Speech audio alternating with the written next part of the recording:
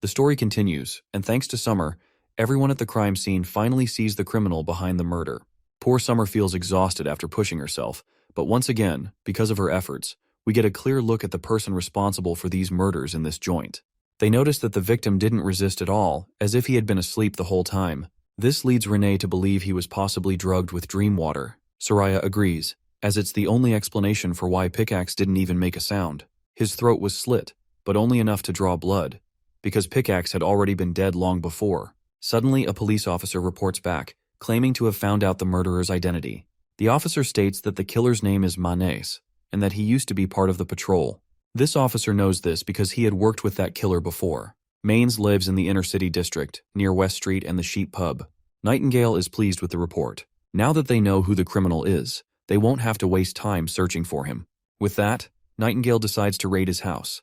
Later, they arrive at his place and find him sleeping soundly. But his sleep is quickly interrupted when the officers arrest him and tie him down. Renee breaks it down to this bastard that he's under arrest, then grabs him by the hair and slams him to the ground. Renee is absolutely furious to see this traitor who was plotting against Prince Roland's plans. He wants this bastard to hang at the city gate as a clear warning to other criminals who might harbor ill intentions. But the bastard tries to run his mouth, denying the accusations. That's when Renee punches him hard enough that teeth fly from his mouth, sending him crashing down. Renee lets him know that they've seen everything with their own eyes, so there's no room for argument. This is when Nightingale steps forward to continue the interrogation. She asks him about the mastermind who wants to kill the rats who applied for jobs, and the meaning behind those paintings on the walls, the crown marked with a cross. Not to mention, the dream water mains fed to the victims isn't cheap, and it's even harder to buy now that the rats are gone. Renee roars at the bastard to start spilling everything, or else he'll face the wrath of the elites. But the bastard stays silent, so Renee keeps punching him. Finally, Mayonnaise speaks up and owns up to all the atrocities he's committed. He claims that someone in the inner district had tasked him with the job. The mastermind offered him 4 golden royals for every person killed, and further assured him that civilians would end up hating the police for it. If they killed enough people, the common folk would start believing that the police didn't have enough power to protect them, and the patrol would make a comeback. Mayonnaise admits he doesn't know exactly why the mastermind chose him for the job. They had met at the pub, where the mastermind handed him a bottle of dream water and told him he'd strike it big if he followed the instructions. Mayonnaise claims he had no savings, and after his application to the police force was rejected, he was left jobless, filled with resentment toward the police. That's why he did something he clearly shouldn't have. Nightingale then questions the bastard, asking if he knows anything else about the mastermind. He denies it, pretending he has no idea. This gets Nightingale worked up because she's sure he's lying. That's when Renee warns the bastard that Nightingale is a witch and can easily see through lies. Mayonnaise insists that the mastermind never told him his name, so he can't confirm anything about him. However, he admits that the mastermind didn't seem like an elite. When they met 2 days ago, the man was in a rush. Then, he suddenly remembers the uniform the man was wearing. It had a symbol that looked like a flower petal. The mention of a flower petal instantly reminds Renee of the honeysuckle crest. The man claims he doesn't know the full details, which is why he was trying to avoid spreading any misinformation. After all, why would the honeysuckle family harm the prince when they are his protectors? Renee is also sure that Petrov wouldn't do something like this, so it has to be someone else. He then decides to wait for the next meeting between him and the mastermind. When that happens, they'll capture the person behind these killings. Meanwhile, Nightingale notices that Maines doesn't seem to be lying about anything. That's when Detective Lightning and Maggie arrive on the scene, informing them that the prince's meeting with the fortress officials is over, so they should be heading back. The mention of the meeting jolts Nightingale out of her thoughts as a realization sinks in. She reflects on the fact that the prince is currently meeting with the elites to discuss the new city hall. That means no one is guarding him. He's been left inside the conference room with no guards. If the killer is really the member of Honeysuckle family, he would definitely have access to approach the prince. Seeing the urgency of the situation, she quickly tells Lightning to take her to the prince immediately. And so, they speed through the sky above the streets, confident they'll arrive within 3 minutes. Nightingale feels tense with each passing minute. The murders started 3 days ago, the same time Petrov's letter arrived at Bordertown. It all feels suspicious to her, as if they had always been waiting for the perfect opportunity to catch the prince alone, with no one around. And so, as we see, Roland has been pierced by a sword.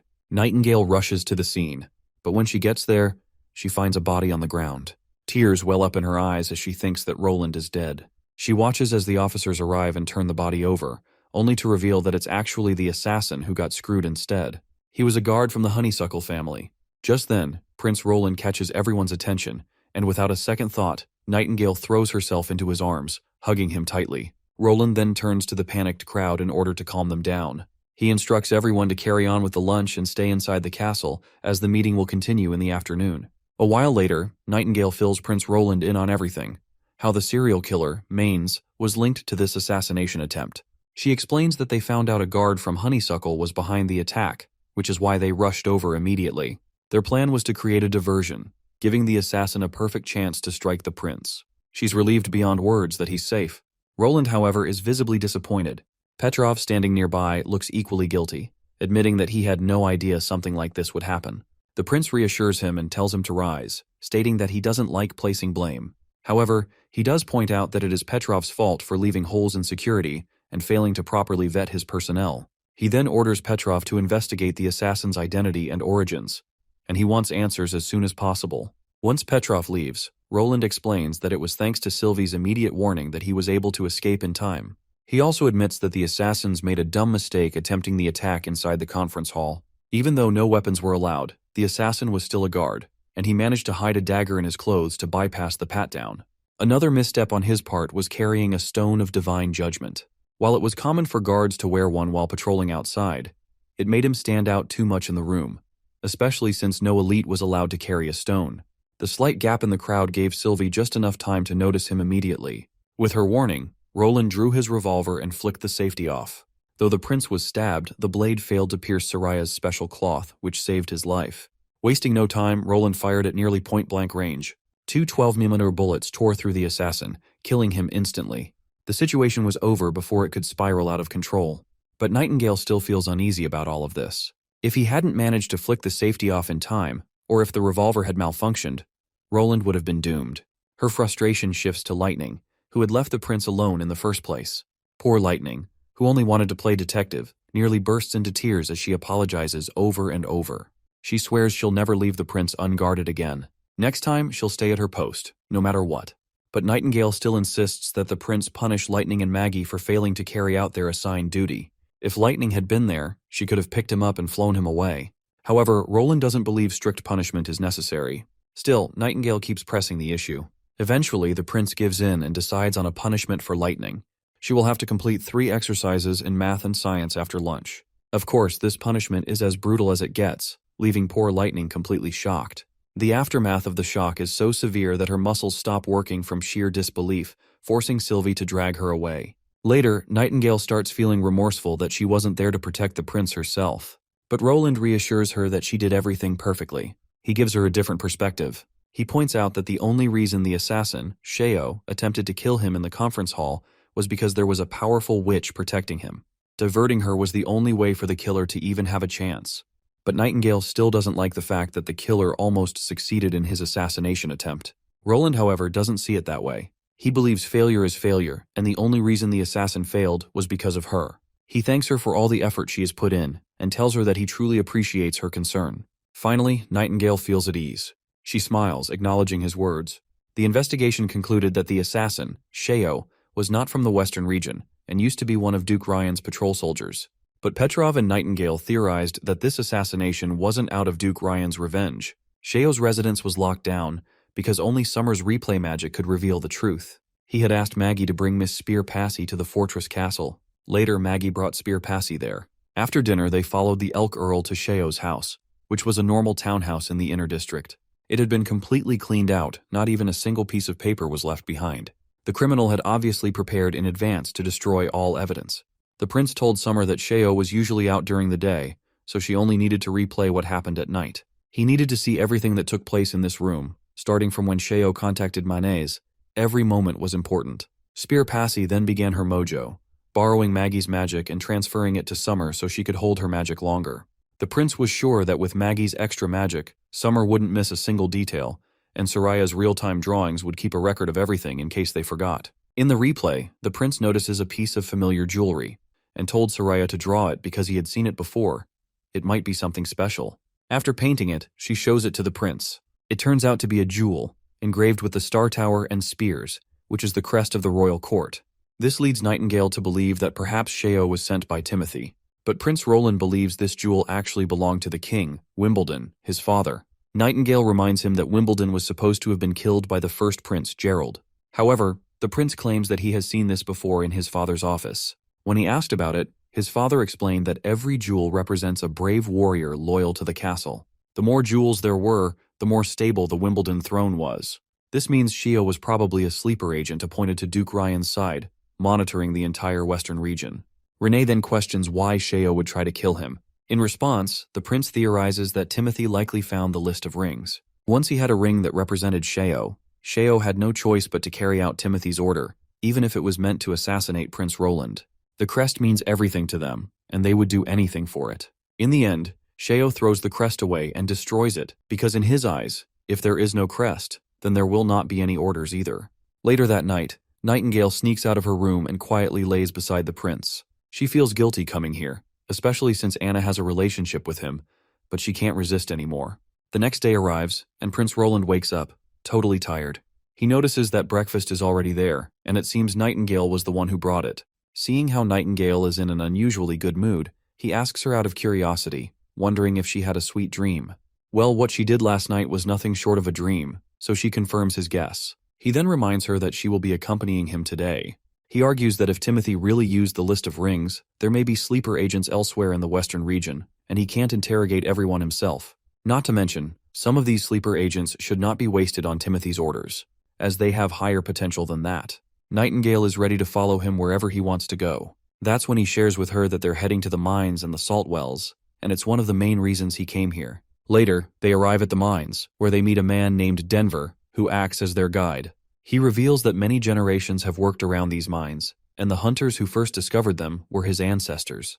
The Kelly family has served 3 dukes, and their maps are as tall as a person, and no one knows the mines better than they do. The prince then inquires about why no one is working now. Denver explains that it's because of the months of demons. Since they only recently ended, the snow around the mountains has melted into the tunnels, flooding the deeper sections. Though the mines have drains and wells in place, they fill up too quickly for them to siphon the water away, so operations are temporarily shut down. According to precedent, they can only start working again in the summer.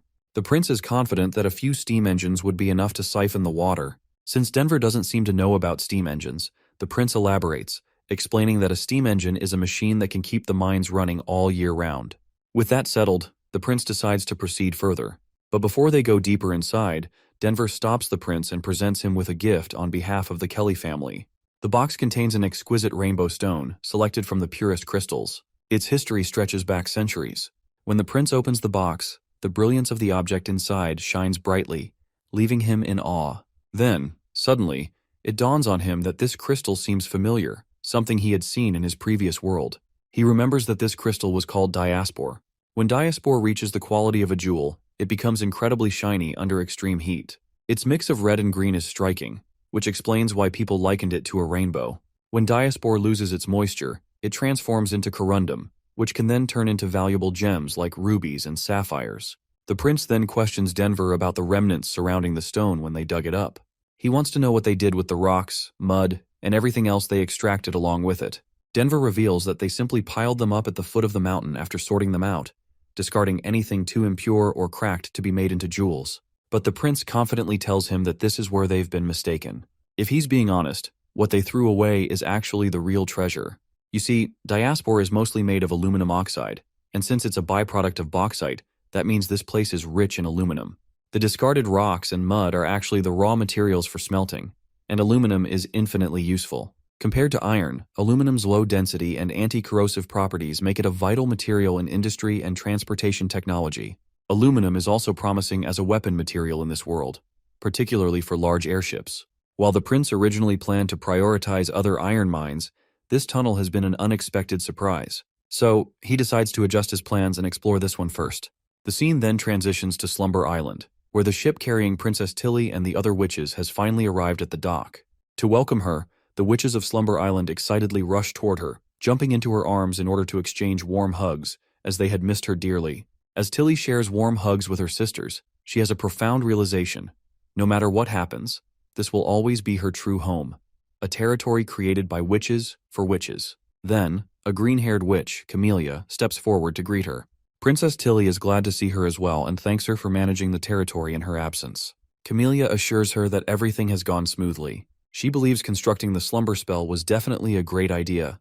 While she plans to report the details later, for now, she insists that Tilly get some rest. As the witches begin unloading all the souvenirs Tilly brought from Bordertown, they also find a stash of books among the cargo. The witches aren't exactly thrilled to see these thick books, especially since they had been expecting gifts like soap, perfume, or something more exciting.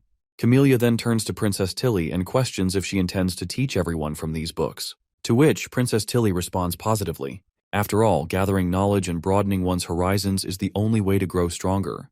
That's when Thunder speaks up, pointing out that widespread education isn't a simple task. It requires a lot of money and time, and when people put down their tools to study, a portion of the labor force is temporarily lost.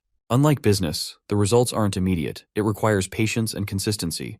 But Tilly firmly believes that education can bring incredible change, even for commoners. The two then exchange greetings since they haven't seen each other in a long time. Thunder takes the opportunity to ask about her trip to the western region, curious if she found the answers she was looking for. Princess Tilly admits that she still hasn't gotten the answers she sought as the prince remains very secretive and omits information very carefully, but she was amazed to see how the western region is flourishing under his rule.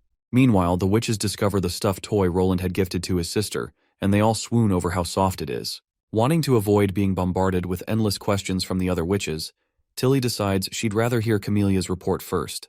In the office, Thunder also gets the chance to read all the valuable information Tilly managed to gather.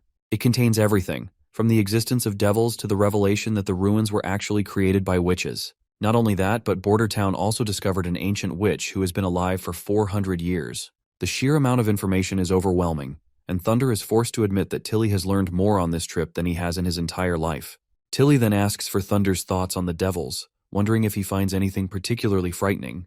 He admits that he does feel a little spooked, but compared to his burning passion for exploration, that fear is nothing. Being an adventurer and explorer through and through, he's now itching to see that so-called living fossil from 400 years ago. Tilly finds it ironic that this guy wants to visit Bordertown not to reunite with his daughter, but to meet Agatha instead. Thunder then proceeds to share his latest exploits from his recent expedition east of the sea line. There, he witnessed a cliff formed entirely by seawater, where ships could somehow sail on vertical water. What's even more incredible is that he managed to climb the cliff and watch the entire process of the tide in action. As the current sped up, the ship started plummeting toward the lowest point of the cliff. If Molly hadn't protected it, the impact alone would have snapped the ship in half. He kept turning the wheel, trying to steer toward the rushing water. Coincidentally, a strong wind was pushing against it, creating a fascinating balance between the two forces. The ship couldn't move forward another step, yet it wasn't being pushed down the cliff either. But based on his observations, even if the ship had been pushed off, it would have been just like climbing up, but in reverse. It would have simply landed at the lower part of the cliff. The whirlpool eventually filled up, and from the top of the sea line, they were able to witness the entire phenomenon unfold. The height of the sea line shrank while the sea level rose, and that, Thunder reveals, is the truth behind the tides. The sight was extraordinary. From a distance, it looked as if they were stuck on the side of a cliff, with their sails perfectly parallel to the sea's surface, like they could fall at any moment. Tilly struggles to make sense of it, but Thunder insists he saw everything with his own eyes. Half a month later, the tide began to recede at the same time as Phantom Island did. He asks if she remembers that place where the sea level drops rapidly, as if there's a massive hole at the bottom swallowing all the water. Tilly, however, dismisses it as just a theory. No one really knows what the seafloor looks like. But Thunder pushes forward, asking her why she thinks this part of the ocean is called the Whirlpool Seas. He reminds her that she mentioned how the continent was ruled by witches 400 years ago, so maybe the name itself comes from an even earlier time period. Tilly has to admit that he's making some solid points, but she argues that they don't have the means to explore the bottom of the ocean. No one on Slumber Island can do something like that, and proving such a theory would be incredibly difficult. But Thunder claims he knows someone. There's a witch who lives in the bay, one who hasn't interacted with humans in a long time. She was once a good friend of his, helping him during his expeditions. But ever since her abilities awakened, she bid farewell to the land. Sometimes you can hear her song drifting through the fog out at sea. This jogs a memory for Tilly. She wants Thunder to confirm it if he's referring to the rumors about a mermaid who guides ships through the ocean. Thunder confirms this. He further admits he's not sure if she'll be willing to help, but they have to try. He might also need the assistance of his old friend, Margaret. For this expedition, he wants to hear more about the new ships in Bordertown. He's heard they don't require wind to sail, which would be incredibly useful for his expeditions. Money isn't an issue, and the sooner he gets his hands on one, the better. So he asks Tilly if she can send a letter of purchase to Prince Roland on his behalf. He also makes one more request. He doesn't want his daughter finding out about his adventures. Tilly understands his reasoning and assures him she won't say a word. The scene transitions to Longsong Fortress, where a newly revolutionized ship designed by the prince is docked. Thousands of people are lined up, eager for a chance to board and sail to Border Town. Some hesitate, uncertain about moving to such an unfamiliar place. But many see it as an opportunity of better jobs, higher wages, and the chance to earn more silver. And who wouldn't want extra money? Some dream of making enough to buy themselves a bicycle. Meanwhile, Prince Roland is busy guiding Petrov before his departure for Border Town. He goes over the assignments Petrov needs to handle and, after ensuring all responsibilities are properly handed over, he finally boards the ship. With only a week left until the spring assault, Roland feels relieved knowing Iron Axe is taking care of the military preparations in advance. Their main focus right now should be on crop production. If they plant their spring seeds diligently, they will have enough food stockpiled to feel secure. Nightingale also expresses her confidence in their agriculture efforts. With both their agricultural director and Leaf's Gold 1 ability, she believes they are set for a successful harvest. Roland, however, reminds her that their spring assault has another surprise in store, one that will be revealed soon enough. Once they return to Border Town, we find Anna working on the construction of a new ship. She is pleased to see Roland back and, naturally, he asks about the progress of the project. Anna describes the numerous challenges they faced during construction, but confidently states that she has resolved all of them. This leaves Roland genuinely surprised. The issues she mentioned were far too complex for the average person to solve, yet she handled them effortlessly. She then asks him if he has a name in mind for the ship, but Roland admits he hasn't thought of one yet. The reason Anna asks about the ship's name is that First Army soldiers have been coming by every few days to admire the vessel. Some of them even argued about engraving their names onto the hull, claiming that Roland had promised to name a warship after the best artillery soldier. However, Roland dismisses the idea, stating that this particular ship will not be named after an individual. The first warship's name will not only symbolize itself, but also represent its entire class. He refuses to grant such a significant honor to a single person. With that settled, they decide to simply call it Roland, officially naming it Roland 1 Warship. The scene then shifts to the capital, where a group of men, including this guy in a red coat, and he is always staying in the capital in order to keep an eye over any move Timothy makes, and report it to the prince as soon as possible. Everyone refers to him as Tassa. The discussion revolves around Timothy's latest move. It seems Timothy has begun his offensive, sending a fleet of 500 men to blockade the Redwater River, aiming to cut off Border Town's trade routes. The fleet consists of 4 battleships and 200 fully equipped soldiers, reinforcing the blockade. Tassa is determined to report this development to Prince Roland as soon as possible. However, before doing so, he takes a moment to read a message he has just received from the prince. After reading it, he reassures his fellow members that they no longer need to worry. Prince Roland, along with the First Army, has already set sail, and their target is none other than the capital itself. The scene transitions back to Prince Roland. Nightingale appears, immediately noticing how unusually happy he seems. She assumes that his good mood must come from the fact that he will finally see his home after such a long time. But Roland denies it, stating that the Western region is his only true home. He insists that his happiness comes from knowing that he will soon be able to end this conflict with Timothy once and for all. Of course, Nightingale, with her ability to detect lies, knows better.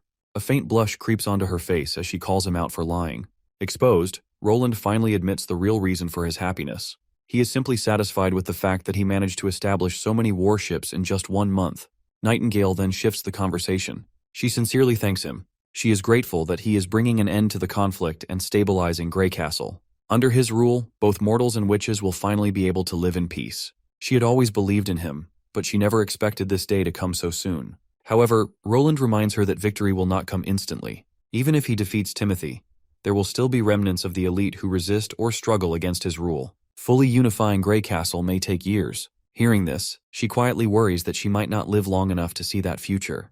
But before she can dwell on the thought any longer, Roland swiftly flicks her forehead. No talk of dying is allowed here because he would never let her go so easily. Nightingale argues that as a battle witch, she is always on the front lines. The possibility of dying early is something she has already accepted. Proudly, she reaffirms her commitment, stating that she has already pledged her loyalty to Roland and would willingly sacrifice herself for him if necessary. But Roland immediately dismisses such thoughts. He assures her that the only ones who will be making sacrifices will be their enemies. Just then, Lightning arrives in order to report urgent news. She reveals that 4 sailboats are approaching from 20 kilometers away. With oars on both sides, it is highly likely that they are the eagle-headed boats mentioned in the letter. Roland gives her an approving pat for her surveillance skills. He also corrects her that the word eagle likely refers to a battering ram hidden below the waterline. Feeling proud of herself, Lightning cheekily demands a reward for her efforts. She wants one of her school assignments to be excused. After some back and forth, Roland reluctantly agrees, but with one condition: she must not slack off like last time. As Lightning beams with joy, Nightingale thinks that he should not have given in so easily. But Roland simply smiles. To him, small acts of mercy are what make people remember kindness. With that settled, he turns serious once more. There is work to be done. According to TASS's reports, Timothy has sent 4 galleys. Their speed is roughly the same as Roland's concrete ships, but they have the advantage of agility. These ships are designed for ramming and boarding enemy ships, and they could also potentially be used for suicide attacks. Given that the enemy is trying to blockade their waterways, Roland dismisses the second possibility of a suicide attack. He firmly believes that this will be everyone's first naval battle, so he's open to any strategic suggestions from his commanders. One of the officers in the conference speaks up, pointing out that cannons are not very accurate against moving targets.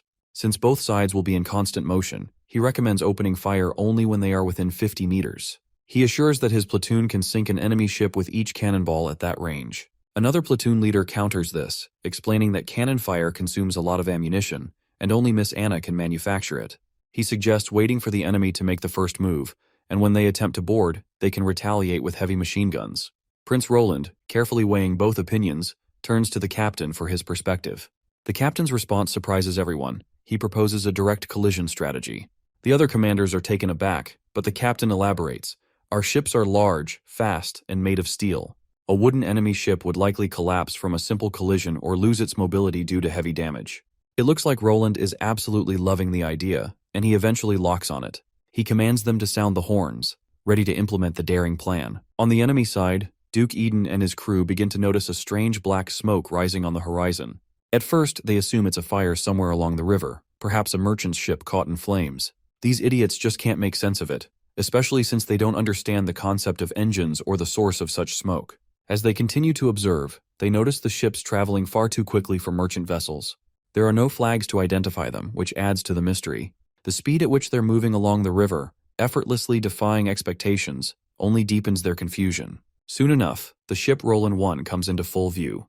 The enemy soldiers and commanders are left utterly stunned, their minds struggling to comprehend the massive, imposing steel vessel barreling toward them. It's unlike anything they've seen before. A ship of that size, that fast, and made of steel is a monstrosity in their eyes. The massive chunk of steel collides directly with the wooden ships in the blockade, and the results are catastrophic. The wooden boats, unable to withstand the sheer force of the collision, begin to sink rapidly. Duke Eden panics as he frantically orders the ship's captain to head for the shore. While running away, he dreads his fate and the severe consequences that will follow if he turns tail and flees. If he enters the capital like this, he'll have no chance of getting promoted. His only opportunity is to seize the traitor's warship and bring it to King Timothy. Even if it was created by devils, as long as it's manned by humans, he's convinced they still have a chance to win. So, he yells at his men to bring out the bows and torches. They're going to kill that bastard hiding in that metal shell.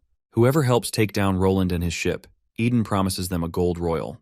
The offer is just as lucrative as it can get, so they charge full speed at our hero's warship once again. The bastards are armed with their long-range weapons, feeling smug, thinking victory is theirs. They start firing arrows and throwing bombs with everything they've got. But sadly for these primitive suckers, their arrows are utterly useless against the thick steel of the ship. Iron Axe quickly fires the machine gun mounted on the warship, and those bullets literally tear through the shields those bastards are holding. The barrage of bullets starts disintegrating the wooden boat structure, ripping through it like paper. As the relentless rain of bullets continues, all Eden can do is stand there, completely frozen. By all common sense, a massive weapon like the one our party has should have horrible reload speed and accuracy. So Eden has no idea how in the hell Prince Roland managed to create such a terrifying weapon. The only explanation he can think of is that this must be an invention of the devils. In the end, he gets drilled by a bullet too and sinks down along with his ship. The boys on the warship feel disappointed that the enemy got obliterated so easily. They were looking forward to flexing their muscles and showing what the artillery squad is made of. But their commander quickly reminds these idiots that they can't afford to waste ammo, especially considering how much effort Anna puts into making them.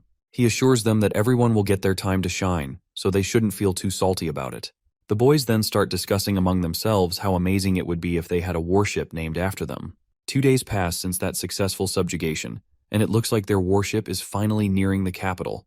But Lightning reports that the port appears to be heavily guarded by at least 100 men. and they look like civilian soldiers. Prince Roland is surprised to hear that only 100 men have been deployed at the port.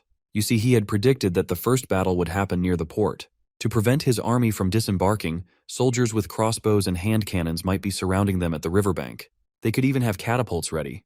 But now, Roland is starting to believe that the enemy has abandoned their huge advantage of the shoreline. He does admit that it was a wise move, but he also acknowledges that Timothy doesn't seem to understand the range and power of 150-55mm shells. He then asks Sylvie if any of the civilian soldiers are equipped with berserker pills, to which Sylvie replies that she didn't find anything like that, and they aren't even fully equipped with weapons. However, she notices something strange beneath the dirt. Apparently, the enemy has buried something down there. She can see canisters and barrels hidden under the port, filled with a black and gray powder. It doesn't take long for Roland to realize that it must be gunpowder. Now everything makes sense. The civilian army of 100 is simply disposable. Timothy wants Roland's soldiers to disembark and attack the port. And once the explosives are detonated, everyone, including Timothy's own men, will be blown to pieces. Since Timothy isn't capable of remote detonation, those poor soldiers are there to do it manually. Roland immediately instructs Sylvie to locate the fuses and the soldiers manning them. As for Nightingale, Roland gives her the task of sneaking in, taking out the fuse operators, and watching the gate to prevent anyone else from detonating the gunpowder. Later, he plans to destroy the fuses using their cannons. Now let's switch to the enemy's perspective. The captain of the soldiers, Duke Thames, is quite fascinated by the fact that that idiot Roland actually decided to attack the capital. You see, the royal city has never been attacked in its 200-year history. No one has ever had the courage to challenge its mighty bluestone walls. So, to him, it's ridiculous that Roland would choose to attack despite being at such a disadvantage.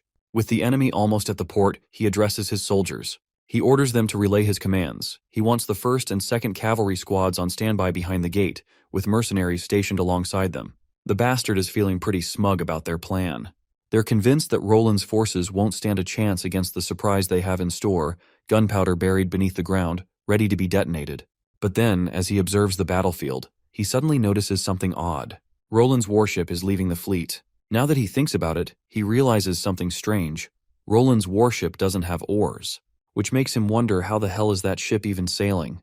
But in the end, it doesn't really matter. No matter how strange their ships are, the Duke is sure that his enemies are going to die, though for some reason, they aren't docking at the port.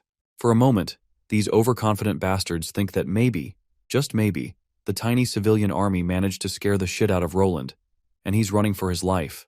And that's when our warship fires its first 150-55mm shell, obliterating everything where it lands. Those idiots have no clue what the hell just happened. Duke Thames assumes for a moment that the gunpowder they buried must have detonated by accident. But then, a soldier frantically reports that the attack came from the warship.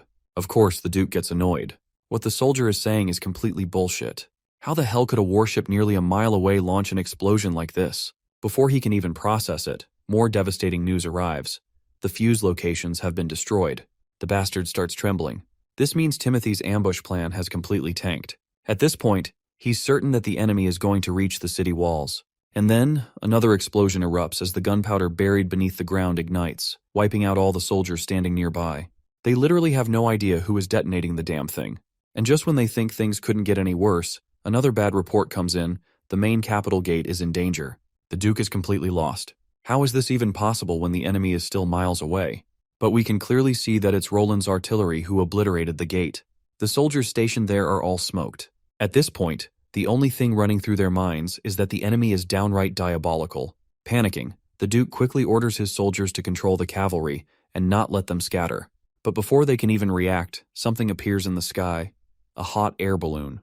Wendy doesn't waste a second before deploying one of the bombs. Lightning ensures the bomb lands in the perfect spot, and in an instant, it crashes down right over the main gate. The wall crumbles, burying the soldiers beneath it. In a matter of minutes, Roland's strategic prowess has completely wiped out the enemy's defenses, without even stepping foot on the port. Sylvie is somewhat horrified by all the destruction, and the enemy is now completely defenseless. But Nightingale believes that these shitheads deserve every bit of it. If the roles were reversed, the enemy wouldn't have been any less ruthless.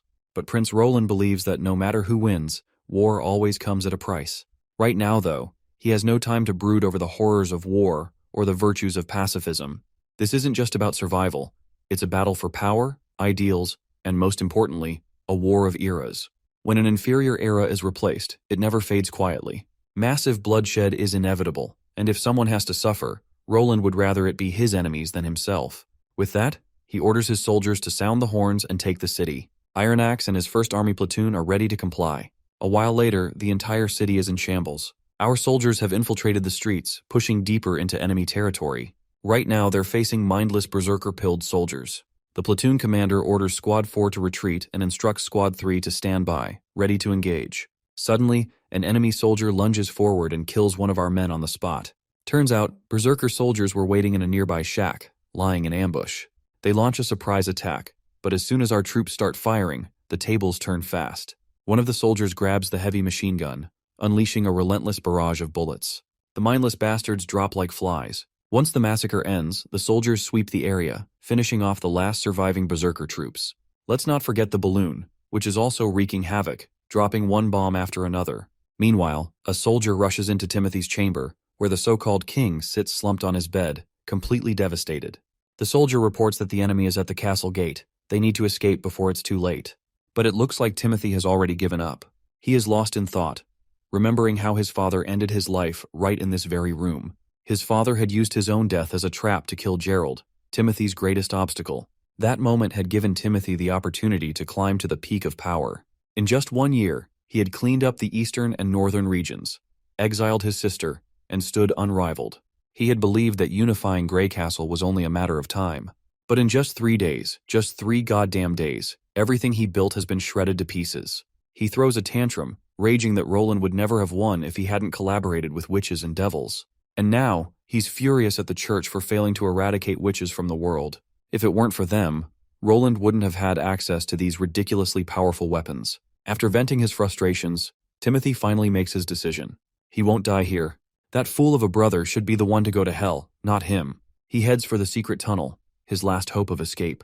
The tunnel has a hidden entrance and a permanent locking mechanism. Once it's sealed, it's impossible to break through. Lined with stones of divine judgment and deadly traps, he's certain Roland won't be able to track his movements. Timothy just needs to make it to the northern and eastern aristocrats who still support him. After all, he promoted a few dukes there. Surely, they'll shelter him. However, Timothy doesn't know if the northern or eastern aristocrats will still take him in now that the capital has fallen. He thinks maybe the church might, but he's also aware that while those fools may be arrogant and inefficient, they're surely not going to let Roland tighten his grip on the kingdom. If the church grants him the revenge he deserves, Timothy is ready to hand them his father's kingdom. All he wants is Roland's execution, and then he plans to torture those cursed witches to death. But when he finally reaches the other end of the tunnel, all he finds are soldiers waiting for him. The siege of the royal city has finally come to an end. As Prince Roland marches through the city, the soldiers welcome him with cheers. The captain of the Second Army approaches, bringing good news. The castle road has been secured, and the city now belongs to Roland, making him the new king of Grey Castle. Well, Prince also can't shake off the sacrifices it took to reach here. This has been the fiercest battle for the First Army. Their casualties haven't been fully recorded yet, but over 20 bodies have been counted, after Nana's healing, that is. The royal decree for the throne has finally been sealed. As King Roland enters the palace, he notices a few familiar faces standing respectfully in line to welcome their new king. The first in line is Treasury Minister Lauren Muir, followed by the old Foreign Minister, Brent Fellon. There's also Judiciary Minister Paul, the current Prime Minister Duke Wake, and Communications Director Marshall. All of them had served the late King Wimbledon, and some of their families can trace their roots back to the founding of the Wimbledon family, the time when Timothy Wimbledon inherited the throne. These men all served him faithfully. Prince Roland can tell that they seem willing to pledge their loyalty to him as well. However, he doesn't need them. This won't be a conference, it will be a court of justice. He addresses everyone present, declaring that Timothy Wimbledon murdered the first prince, Gerald Wimbledon. He instigated riots, allied with the church, and is now imprisoned, awaiting his punishment. Soon, his crimes will be known in every corner of the continent. He then questions if anyone has anything to say. The current Prime Minister, Duke Wake, steps forward, admitting that Timothy's crimes cannot be ignored. He claims that he had tried to convince Timothy to reconsider his actions, but to no avail. He expresses relief that Prince Roland has finally cleared the dark cloud that hung over the castle. But Roland knows better. Everyone standing here played a role in enabling Timothy's atrocities. There is no excuse for that. He makes it clear that whatever they say now will not be of any use. However, Lauren Muir reminds Prince Roland that when Timothy rose to power, he promoted many of his personal allies, such as Langley Scar and Duke Mollis. The knights and the army were under their control, leaving little room for opposition. Another official quickly agrees. and the mustached man even claims that when Timothy executed Gerald Wimbledon, he also purged the court. With the knights holding all the power, no one had any way of stopping him. Prince Roland acknowledges this. In their regard, what they are saying is true. But to separate those who were merely caught in Timothy's rule from those who were truly devoted to him, Roland decides to play a little game, one that will allow everyone present to prove their innocence. Prince Roland states that it is a simple interrogation game, he asks, and they answer. If anyone lies, they lose. He further clarifies that each person will only have one chance. If they lose, they might face the guillotine, slave labor, exile, or property seizure. The game follows the rules of the court, making it entirely fair. First in line is Duke Wake. Prince Roland asks him a single question. When Timothy forced the refugees to attack the western region, did he participate? Wake hesitates before answering. Eventually, he admits that he followed Timothy's orders to gather refugees from the eastern and southern regions, but he claims he had no knowledge of Timothy's true intentions. However, Prince Roland can tell he is lying. Declaring him a liar, he sentences Wake to prison for the rest of his life before demanding the next person to step forward.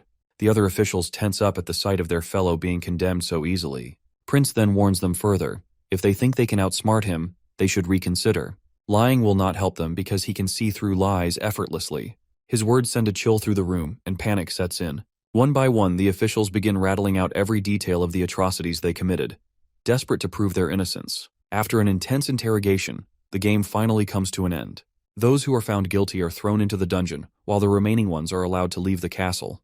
With the matter settled, Prince Roland now turns his focus to restoring order in the castle. Once stability is ensured, he will summon the people back to the city. Prince Roland wants to make it clear that his governance will be unlike that of his father or Timothy. To drive the point home, he reminds everyone of the game they just played and warns them that there will be more like it. Sorry for calling Roland a prince, since he is now a king. I will try my best to not call out him with his previous title. Then we hear Roland's thoughts. He voices his frustration. He does not wish to stay in this place longer than necessary, but he has no choice. The capital still needs to be managed, and for now, he must rely on smaller aristocrats with clean backgrounds until the city hall's trained officials take over. After spending a day sorting out the mess, it is time to meet his brother in the dungeon. As he descends, he notes that this dungeon is far better than those in the outer districts. No leaking water, no rats or cockroaches scuttling around, and no stench of mold and moisture. Finally, he arrives face to face with Timothy. The moment Timothy lays eyes on him, he is left questioning if this imposing figure is even the same Roland Wimbledon he once knew. But Roland makes it clear that he is indeed Roland Wimbledon. Timothy keeps denying it, insisting that the brother he knew would never look at him like this. Roland merely smirks in response before sharing a memory from their childhood, like how Garcia and Gerald had once dared him to go into the chapel's basement when he was 12. Timothy had stolen a key from the guards and used it to lock him inside, leaving him trapped until morning, only to return and mock him. Back then, Roland had neither the courage to fight back, nor the bravery to face his older brother. But now things have changed. Timothy begins blaring, claiming that Roland is a devil, and some foul creature has taken his appearance to steal the kingdom. But Roland calmly reminds him that he is no better than any devil himself. He murdered their father and pinned the blame on their brother just to seize the throne. He reminds Timothy that their father despised the church, yet Timothy allied with them. He used innocent people as pawns to invade their siblings' territories. Now, in just a year, the kingdom is in complete ruin, cities are burning, refugees are everywhere. Even a devil would not have been so cruel. Timothy shouts in response, insisting that he did not kill their father. Their father committed suicide, he was possessed by the devil, just like Roland. This unexpected claim catches Roland off guard. Timothy further comes clean that he is telling the truth. Their father was lying in bed as usual, but then, out of nowhere, he took a dagger and stabbed himself, all while smiling. He had even been wearing a stone of divine judgment. It happened so suddenly that no one had time to stop him. This revelation gives Roland pause. If the king had been wearing a stone of divine judgment, then how could he have been controlled? Nightingale, standing nearby, offers a reminder. There exists a type of pure witch who can take on the appearance of anyone. The pieces begin to fit together. If the church was behind this, it would make perfect sense for them to use the throne decree to throw the kingdom into chaos. However, speculation is not enough. They need proof. And the only way to get the truth is from a church archbishop. Nevertheless, Roland confronts his brother one last time, making it clear that there is no escape from the consequences of his actions. He reminds Timothy that he murdered Gerald, spread violence throughout the kingdom, allied with the church, and used berserker pills. His reckless rule has led to the deaths of countless people. There will be no cover-ups, no fabricated trials like Gerald's. This time, everything will be real. Timothy's crimes will be publicized for all to see. He will be put on trial, and then, just like Gerald, he will face the guillotine. But Timothy refuses to accept his fate. He keeps ranting about Roland being a pawn of devils, insisting that he will not allow a demon to rule the kingdom. He argues that even if Roland becomes king, he will never be able to stand against the church. Only he, Timothy, truly understands what they are capable of, because he has read their father's notes. But Roland reminds his dumb shit half-witted brother that he knows far more than Timothy could ever imagine. He doesn't just understand the church's schemes, he also knows what the future holds. He is well aware of the difficulties ahead, and he knows that Timothy does not have what it takes to lead their people through the trials to come. For Roland, this is not just about punishing a traitor, it is about preparing for the greater challenge ahead. Timothy's rule has ended, and so must his life. Still, he assures Timothy that his journey to hell will not be a lonely one. Many of his loyal followers will accompany him, so he can rest easy, knowing he won't be alone. With that, Roland turns away, having nothing more to say. He leaves the rest to Fawkes. Timothy, meanwhile, continues his tantrum, screaming and struggling against his fate, but his cries go unheard as Roland descends from the dungeons. Fawkes then introduces himself to the fallen king, calling himself Hill Fawkes, a former member of the Pigeon Hat Circus group. Timothy may not recognize him, but this man remembers this shit of a king all too well. Fawkes claims that because of Timothy, he lost his wife and was forced to become a rat. He has always tracked Timothy's movements, reporting them to Prince Roland. Timothy's plans to manufacture snow powder and forcibly deploy civilian troops into the western region, all of them were leaked by Fawkes himself. Timothy, of course, starts ranting again, insisting that Roland is the real devil and that Fawkes shouldn't serve him just for the sake of a woman. But Fawkes doesn't give a damn who he serves, as long as he can get his revenge. If it meant serving a devil and going to hell with him, so be it. And now he's more than happy to help stoke the fire that will burn Timothy to ashes. The scene transitions to Nightingale and Wendy, getting ready for bed. Wendy feels exhausted after dropping all those bombs from the balloon. Maggie and Lightning have already fallen asleep. Wendy then questions Nightingale if she plans to visit her old home in Silver City. She figures it would only take half an hour if she takes Maggie with her. She also reminds her about the little brother she left behind. But it's clear Nightingale has no desire to see the people who abandoned her. So she makes an excuse, claiming that this is a time to keep the city in order. Enemies are lurking everywhere, and she can't afford to leave King Roland even for a single step. Once things stabilize, she'll have plenty of chances to go. Well, Wendy had thought she would emphasize her severance from the Glenn family like she always had, but it seems she doesn't hate her brother anymore. Nightingale believes that if it weren't for his betrayal, she wouldn't have met Wendy or King Roland. She chooses to cherish her current life and forget the old one. Later, Wendy falls asleep, while Nightingale remains awake, reflecting on the situation. She recalls how the kingdom has finally come under Roland's control, and how witches can now live openly, like normal people, in the light. However, she herself has no intention of abandoning the dark either. She finds solace in the shadows, the only place where she can have time to herself. Time to admire Roland from afar, without interfering in his life. The next day arrives, and Margaret, Roland's old friend, comes to visit him. It looks like she's here to share something of utmost importance, as she insists on meeting Roland privately. First, Margaret apologizes for barging in like this, but she explains that her friend Thunder wishes to meet the king. Naturally, Roland is startled, because as far as he remembers, Thunder was supposed to have died in an exploration accident. But Margaret reminds him that Thunder is the kind of guy who never leaves a trail. He especially didn't want Lightning to find out. And that's precisely why Margaret is here, sharing this in secret. Thunder had initially planned to contact Roland through Tilly, but the sudden attack Roland launched on the capital caught him off guard. Margaret explains that Thunder also saw something incredible at Phantom Island, something that might be closely related to the ruins. That alone makes him very interested in meeting Roland. He's currently in the capital, having just arrived yesterday. Roland takes note of how Margaret doesn't seem all that surprised that Thunder is still alive, which makes him suspect she already knew. Margaret doesn't deny it. She admits that she was aware and apologizes for not telling him sooner. She also reveals that the magic stone Lightning wears on her necklace is how Thunder has been tracking her location. She goes on to explain that Thunder was the one who sent her to Border Town in the first place, to make sure his daughter was doing well. When Lightning chose to settle there, Thunder decided to hide his whereabouts, hoping it would dissuade her from becoming an explorer. Upon hearing the truth, Roland feels like a fool. He had almost believed Margaret was genuinely fascinated by Border Town and all the business opportunities it had to offer. But back to the main topic. Roland states that the kingdom is still a complete mess right now, so there's no way he can leave the castle. Instead, he gives her permission to bring Thunder here if he truly wishes to meet. And he promises to keep it a secret from Lightning as well. Once Margaret is gone, Nightingale reappears, teasing Roland about how he failed to see through her lies back then. She reminds him that Margaret was wearing that huge stone of divine judgment at the time. Before Roland can respond, a soldier rushes in, reporting that an aristocrat claiming to be an old friend of the king has arrived. The supposed friend's name is Yorko. The moment the name sinks in, Roland nearly chokes on his tea. And just like that, the aristocrat in question barges inside. Yorko is quite the charming figure. He is full of admiration for how King Roland managed to defeat his demonic older brother so quickly. It's been a whole year since they last met, yet Yorko notes that Roland hasn't changed at all. For some backstory, Yorko, also known as the Magic Hand, was once on good terms with Roland. Back when the fourth prince was shut out by the Big Three and even rejected by his own little sister, Yorko took him under his wing, introducing him to a life of drinking and partying. It was Yorko's presence that pulled the old Roland out of his misery, giving him a ragtag group of friends, something he never had inside the castle. At that time, the fourth prince considered Yorko to be his best friend. With his sharp taste in clothing, refined manners, and skill in gambling, Yorko easily won the hearts of many rich young ladies. And as usual, he's here for one reason, to invite Roland out for a drink. The man of culture even leans in and whispers in Roland's ear, casually asking if he'd prefer to spend the night with Madame Ross or Miss Kingfisher. Of course, Nightingale, listening from the shadows, begins to exude such a menacing aura that the air around her starts to freeze. Sensing danger, Roland quickly tries to escape her wrath, insisting that he never did anything with any of those girls and has no relationship with them whatsoever.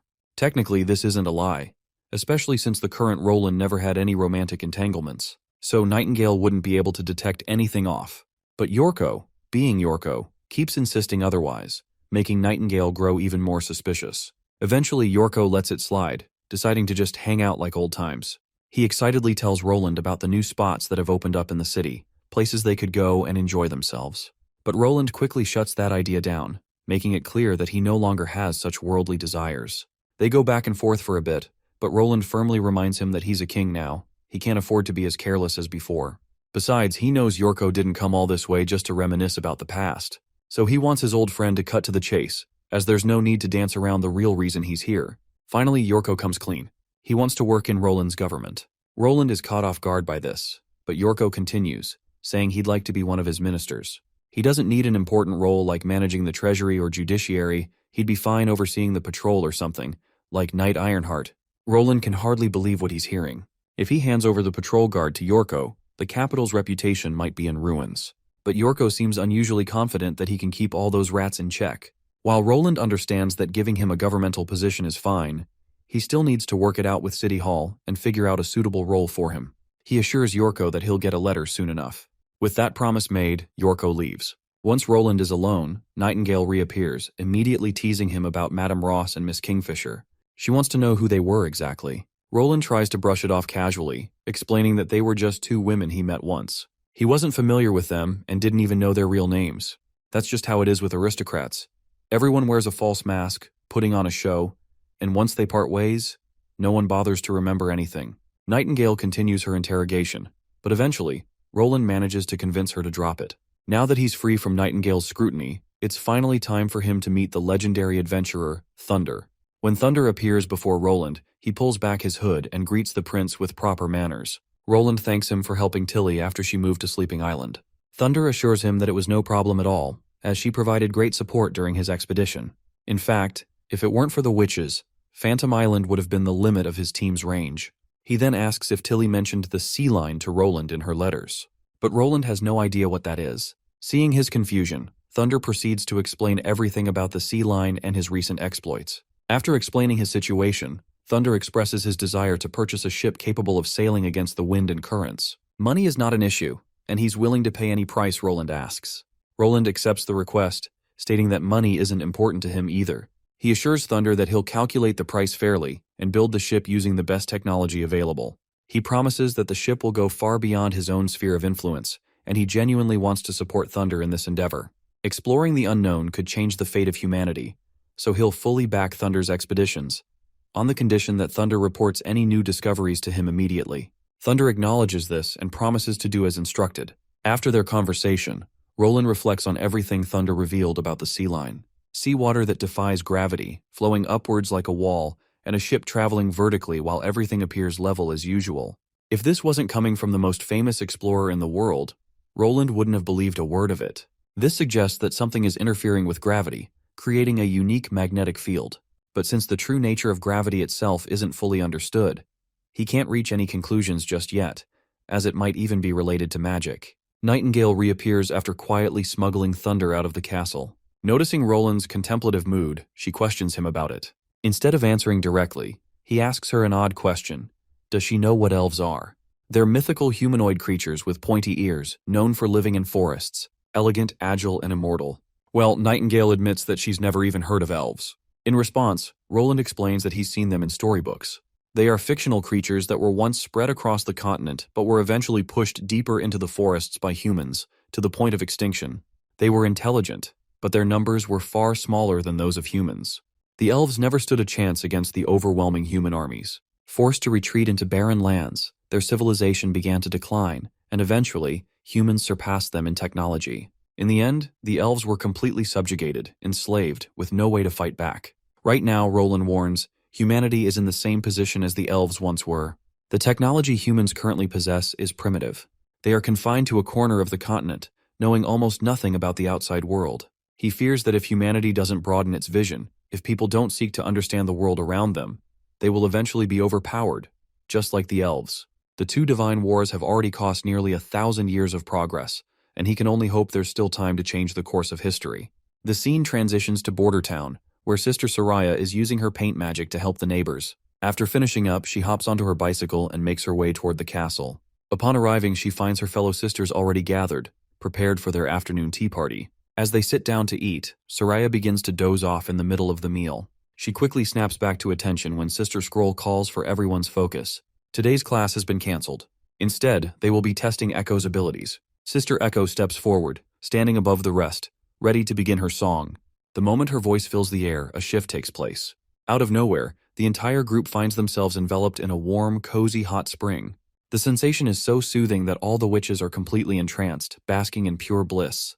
For the first time, they experience the true power of rejuvenation, and it feels absolutely euphoric. The scene transitions to King Roland, waking up in his castle. The sky is clear, and the sun shines brightly. A perfect day for an execution. And we already know who the sacrificial goat will be. After a week of preparation, the evidence of the church conspiring with Timothy to overthrow the late king is now irrefutable. Not many aristocrats are being executed today, aside from Timothy, his underlings, the former prime minister, and the head judge. The rest of the condemned are all church followers. By the end of the day, the capital's church will be uprooted completely. No one who participated in the plague has been spared. When these criminals meet their end, the crowd will likely erupt in cheers. As Roland stands by the window, Nightingale asks if he isn't going to watch the execution take place with his own eyes. But the prince replies that Iron Axe and Tassa have it under control. He has more important matters to deal with. This morning he arranged for the Central Command to return to Neverwinter, and Barov will be arriving soon to help manage the aristocrats. He also believes Kyle Sichi will be eager to present his latest research progress to the Royal Alchemy Society. Just then, Yorko barges into the room, carrying his usual charismatic demeanor. He's here to pay his respects to Roland because, like many others, he hadn't initially believed that the church was responsible. But now that Bishop Philip has confessed, the truth is undeniable. Before Yorko can start rambling any further, Roland silently hands him a letter. As Yorko reads it, he finds out that it's a job offer from the prince. A long-term ambassador position, stationed in Radiant City, the capital of the Kingdom of Dawn. Roland explains that an appointed ambassador holds a much higher status than a regular one. The foreign king will treat him as an equal. But of course, Roland has chosen this post for a reason. In Dawn, Yorko can rampage as much as he pleases. The aristocratic ladies there are famous for their beauty. Perhaps this will be the perfect place for him. Yorko naturally accepts the offer without hesitation. Now that it's settled, Roland insists on teaching him proper etiquette before he departs for his new position. The prince hopes Yorko will settle in quickly and ensure the alliance remains strong. They will be fighting against the church together, after all. Yorko acknowledges this and leaves in a noticeably good mood. With that done, Roland turns to Nightingale. He instructs her to bring Sylvie, Lightning, and Maggie because he plans to visit the astronomers. They finally arrive at their destination in the balloon. Once Roland steps onto solid ground, he finds the army captain and Renee already waiting. The captain promptly reports that the perimeter is secured. Nothing is getting in or out, not even a mouse. Renee also reassures him that the astronomers' stones of divine judgment have been confiscated, so Miss Sylvie's surveillance won't be interrupted. With that, they introduce the scholar, Misan. The old man steps forward and bows respectfully before the prince. Roland immediately questions whether Misan is his real name. The old man responds positively and explains that it is a title awarded by the Astronomy Society to those who have discovered new stars. He named the Misan star, which forms the Misan halo with 3 others, following a cycle across the sky. He introduces the rest of the astronomers, 8 masters in total, each with their own discoveries. They express their willingness to share their knowledge with King Roland, teaching him all they know about the stars and the cycles of day and night. But Roland has little interest in learning about the stars themselves. He promptly requests to see all of their constellation maps. Once inside, he meticulously examines the maps. However, after reviewing them thoroughly, he fails to find any trace of the North Star or Sagittarius. A troubling thought crosses his mind. Perhaps this is not Earth at all, but a different world entirely. There is a sun and a moon, yet the sun is just one of countless stars in the vast Milky Way. The universe holds billions of galaxies, each filled with their own celestial bodies. It wouldn't be strange for this world to exist in some stable, foreign solar system. Still, something feels off. The materials found here are so similar to those on Earth, but the evolution of life is a product of chance. A similar environment wouldn't necessarily produce identical results. Even more troubling, devils and demons don't seem like a natural product of evolution at all. And unlike Earth's astronomers, the scholars of Grey Castle have no concept of a zodiac. They don't recognize the 12 constellations. In fact, the stars in their maps appear far more concentrated than those seen from Earth's night sky. This would only happen if they were located closer to the galaxy's center, where stars are more densely packed. That realization only makes the possibility of this being Earth even smaller. Roland then asks how many people are part of the Astronomy Society. Misan responds that they have 12 astronomers, 156 students, and 67 craftsmen. Hearing this, Roland wastes no time making his decision. He announces his plan to shut down the observatory. He orders them all to pack their belongings and relocate to Neverwinter City with him. Naturally, the old scholar immediately raises his voice in protest. But Roland doesn't believe in fortune-telling or the idea that stars can predict the future. He makes his own decisions, and as the king of Grey Castle, he has the authority to shut this place down. In the western region, he declares, they will learn the true knowledge of the stars, not use them as mere tools for divination. Yet the old man refuses to back down. He insists that their work must not be interrupted, that they must continue to watch the sky at all times. And his reasoning is that this is an order that came from Roland's own ancestors. Roland quickly shakes his head, dismissing the old man's claim. There's no way to verify if any of this is even true. But the old coot, Misan, suddenly reveals that he does have proof, something meant for the king's eyes only. Curious but skeptical, Roland follows him into a secret chamber deep within the observatory. Once inside, Misan finally reveals the truth. He explains that he is merely carrying out an order from one of Roland's ancestors. The rulers of the past knew that a future descendant would one day attempt to shut down the astronomy tower. This, he claims, is not the first time it has happened. While alchemy and astronomy are both advanced sciences, they cannot be compared. Alchemy is a significant source of income for the kingdom, generating wealth through its discoveries. In contrast, astronomers require heavy investments, craftsmen, crystal lenses, and time, while producing nothing of immediate value.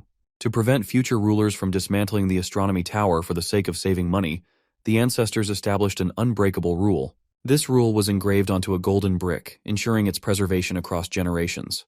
Misan presents the ancient relic and reads aloud the inscription, "No one shall interfere with the astronomy tower's duty to watch the skies, for within them lies the fate of the universe." He then reveals that the Wimbledon family has been entrusted with a mission that spans centuries. It began when the very first Wimbledon set foot on this continent. This message is not hidden from the throne, yet there is a condition. A successor may only learn of this truth upon reaching the age of 30. The ancestors believed that if a ruler learned of this too early, he might panic, leading the kingdom to ruin. Misan then delivers the most shocking revelation of all. For generations, their true purpose has not been merely to chart the stars or study their cycles. All this time, they have been searching for the Star of Doom. He describes it as a crimson star, or rather, a red moon. When it descends, the world will be plunged into an unfathomable disaster. Roland narrows his eyes. He struggles to grasp the abstract nonsense this old man is spouting and demands he get to the point. Misan then proceeds to elaborate. This knowledge has been passed down orally through generations of chairmen. According to legend, a red star travels across the sky. When it appears at night, resembling a crescent moon, the world will be destroyed. Their duty, he says, is to find it before it transforms. If they can track its path, they might be able to predict doomsday. Of course, Roland has no idea what in the hell any of this means. Misan acknowledges the king's skepticism, but he is not surprised. The stars are always changing. The Star of Doom follows a specific orbit, one that spans centuries. It is rumored to complete a full cycle every 400 to 500 years. Its path is vast, meaning it only gradually comes close to their world. But when it finally nears, it will change. It will transition from a dim, unseen object to a blazing red star, and eventually it will take the shape of a crescent moon. However, the ancient order left behind by the ancestors did not specify exactly when the Star of Doom would descend. It is entirely possible that it still lingers somewhere in the sky, beyond their reach, invisible, but approaching. Misen reveals that he has been watching the skies for the past 40 years, ever since he became a disciple of the astronomy tower. He has never once stopped. Perhaps 10 years ago he might have given up. But ever since he succeeded Scholar Meteor as chairman and inherited this sacred duty, he finally understood what he was truly looking at. This will be the first true star, a prophecy unlike any other, and the very reason the astronomy tower exists. Unfortunately, he does not have much time left to continue watching. Roland then questions that, if this so-called Star of Doom truly marks the end of the world, then surely the ancestors must have left behind instructions on how to survive.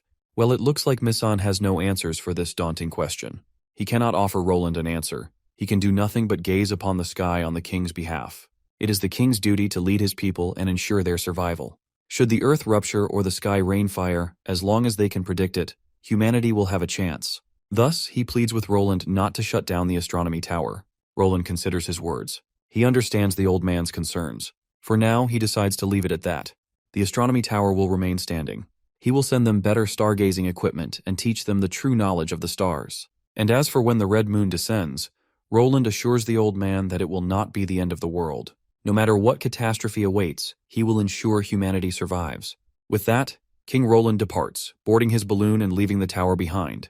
Initially, he had planned to relocate the astronomers to the western region, but Misen has spent decades watching the skies. Perhaps it is only fitting that his journey ends here as well. Still, Roland has a hunch. The Star of Doom is likely the very same phenomenon Agatha once mentioned. When the red moon appears, doomsday will follow. A prophecy and warning. And most likely, somehow it is also connected to the witches. Sylvie shares the same suspicion. After all, why else would Grey Castle pursue it, even when their own kingdom was not yet complete? The survivors of the Alliance brought the grim news of the red moon, a celestial event tied to their efforts in rebuilding humanity. They had entrusted the mission of stargazing to the earliest astronomers, and one of them just so happened to be an ancestor of Roland. Roland, however, mentions that he has been reading his family's history in his father's library recently.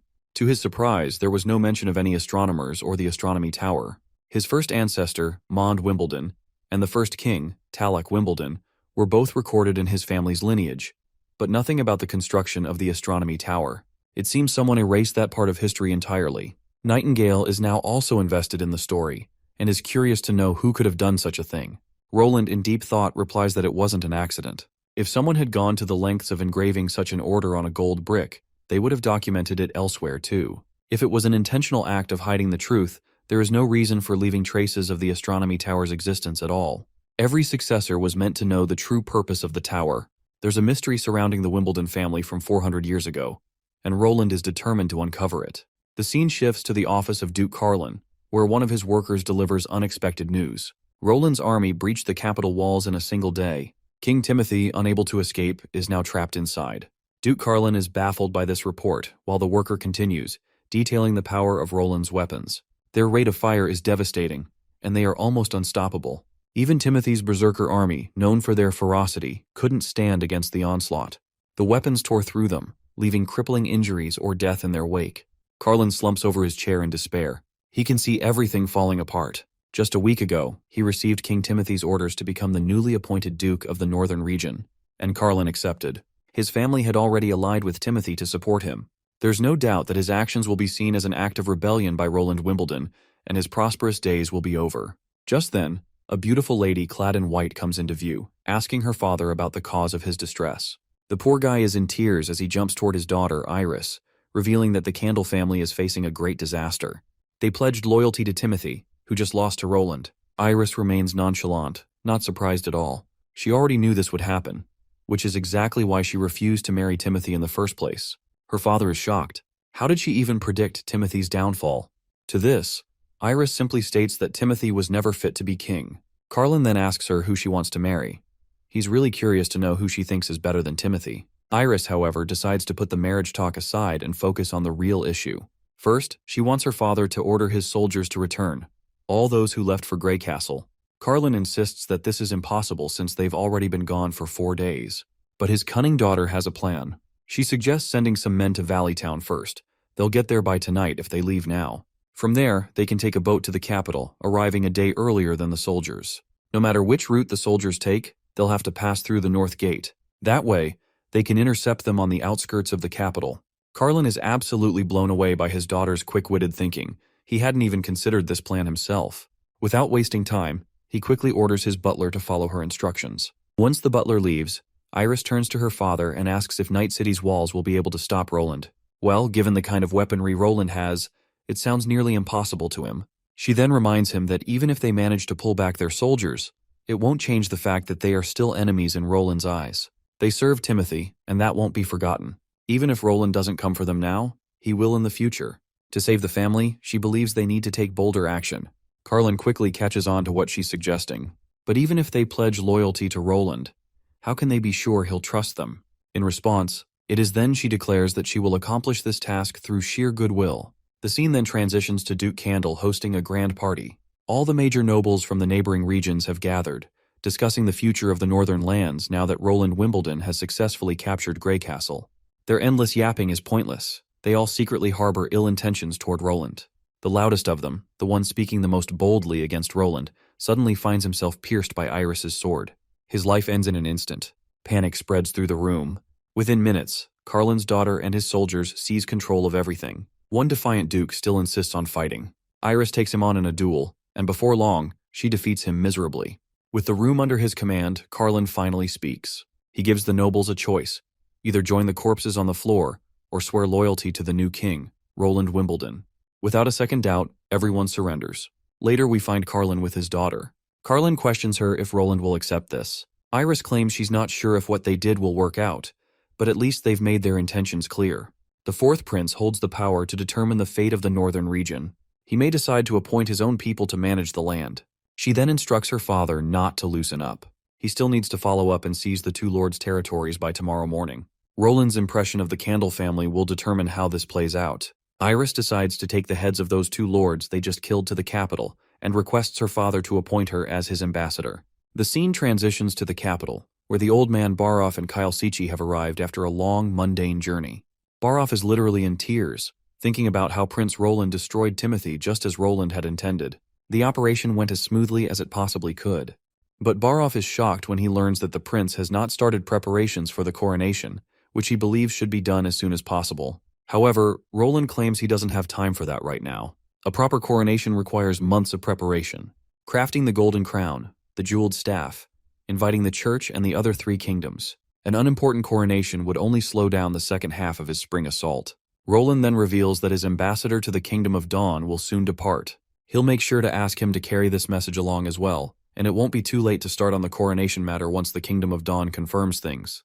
The prince then addresses Kyle Sichi, reminding him that he summoned him here because he wants him to recruit from the Royal Alchemy Society. Since Sichi already knows most of the members there, he'll be able to convince them easily. Later, the prince arrives at the Alchemy Society in his balloon, where Chairman Lenin and his colleagues are already waiting. Once the balloon lands, the prince hops out, and Chairman Lenin doesn't forget to greet their new king. Being an alchemist through and through, Chairman Lenin initiates the conversation by mentioning how he's heard about the fourth prince's crystals, glass, and perfume inventions.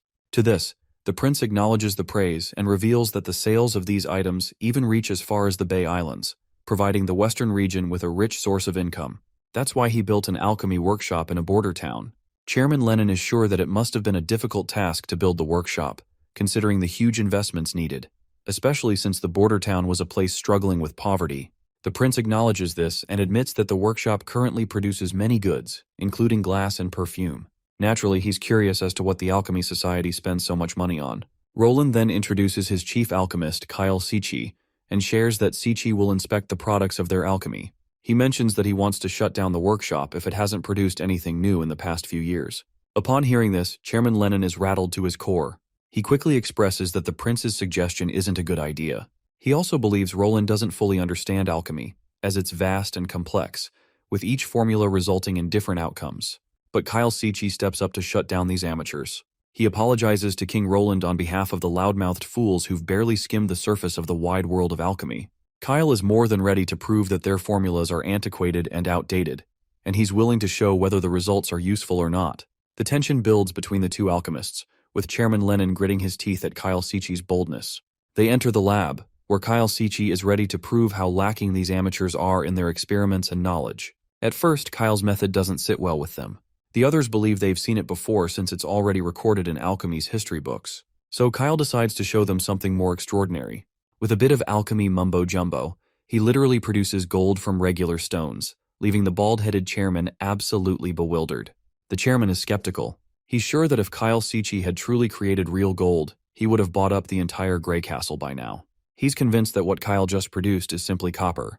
Kyle, however, makes it clear that he didn't choose this path for money, but to understand the world.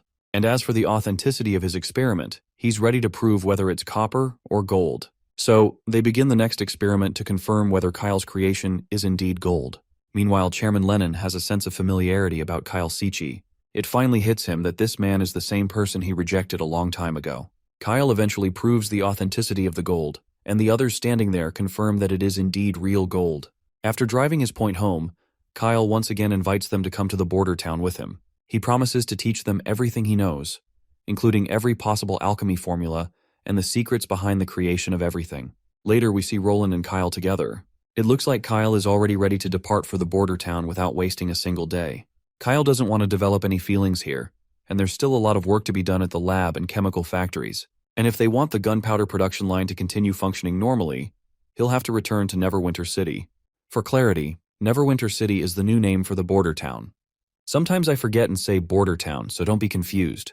Roland has no choice but to let Kyle go and promises to prepare a ship for him to depart. Once Kyle is out of earshot, Nightingale pops up.